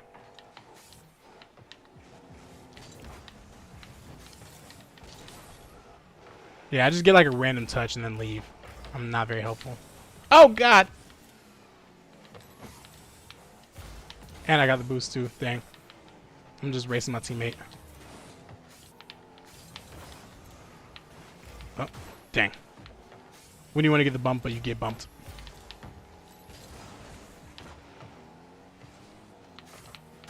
Oh, gosh! Oh, I wanted that bump there. Got to turn off ball cam for that one, though.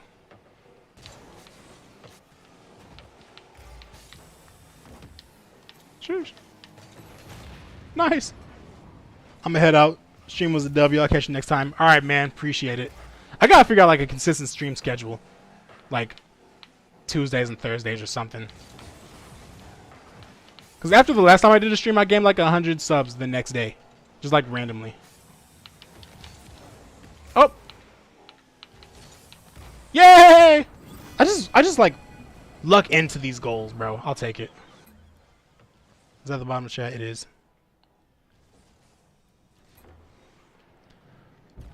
God, this game is just so fluke. I'm fluke, low key, but I'll take it. Ugh. Oh, dang. I took that from my teammate. I could have left that for him. Alright, what you got?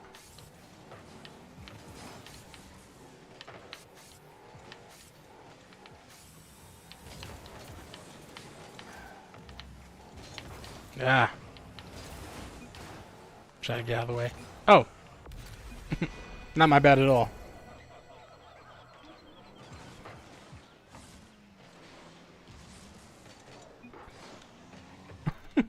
All calculated. Lots of puppies. No, he just said faking in everybody chat. Oh, gosh. Okay. I almost took the ball away from him. I'm glad I stopped.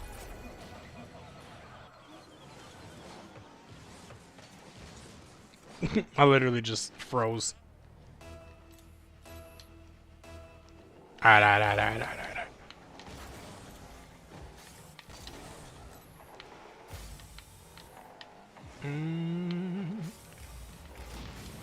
All me. This is a bucket. This is a bucket. Oh, no, it's there! I wouldn't have been there either, though. I don't blame him.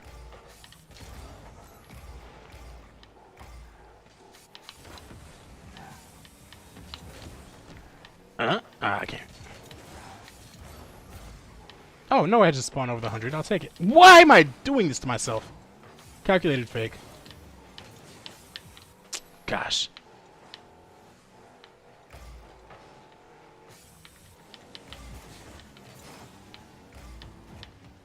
I'll just go for a 50 on whoever.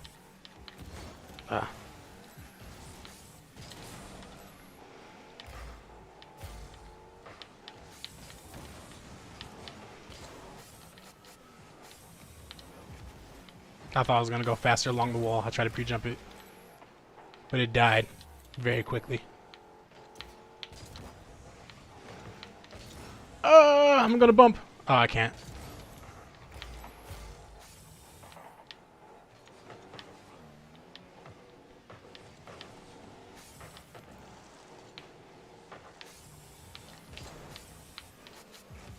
Nice.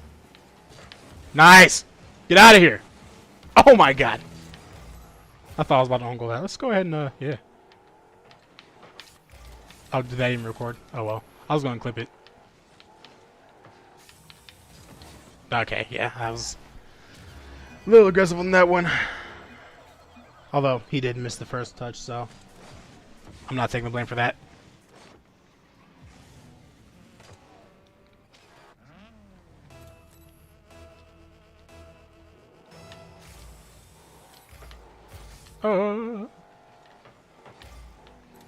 See, I always just do that where I just creep up to the ball. I gotta, like, see where they're hitting it.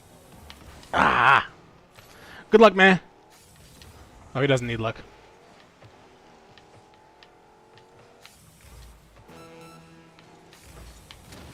Oh my god! Dog. Oh my god. Hey! Got the pass and the demo? Oh my god. Alright, alright. That's over. Oh, he's got that. Forgot there's a teammate there.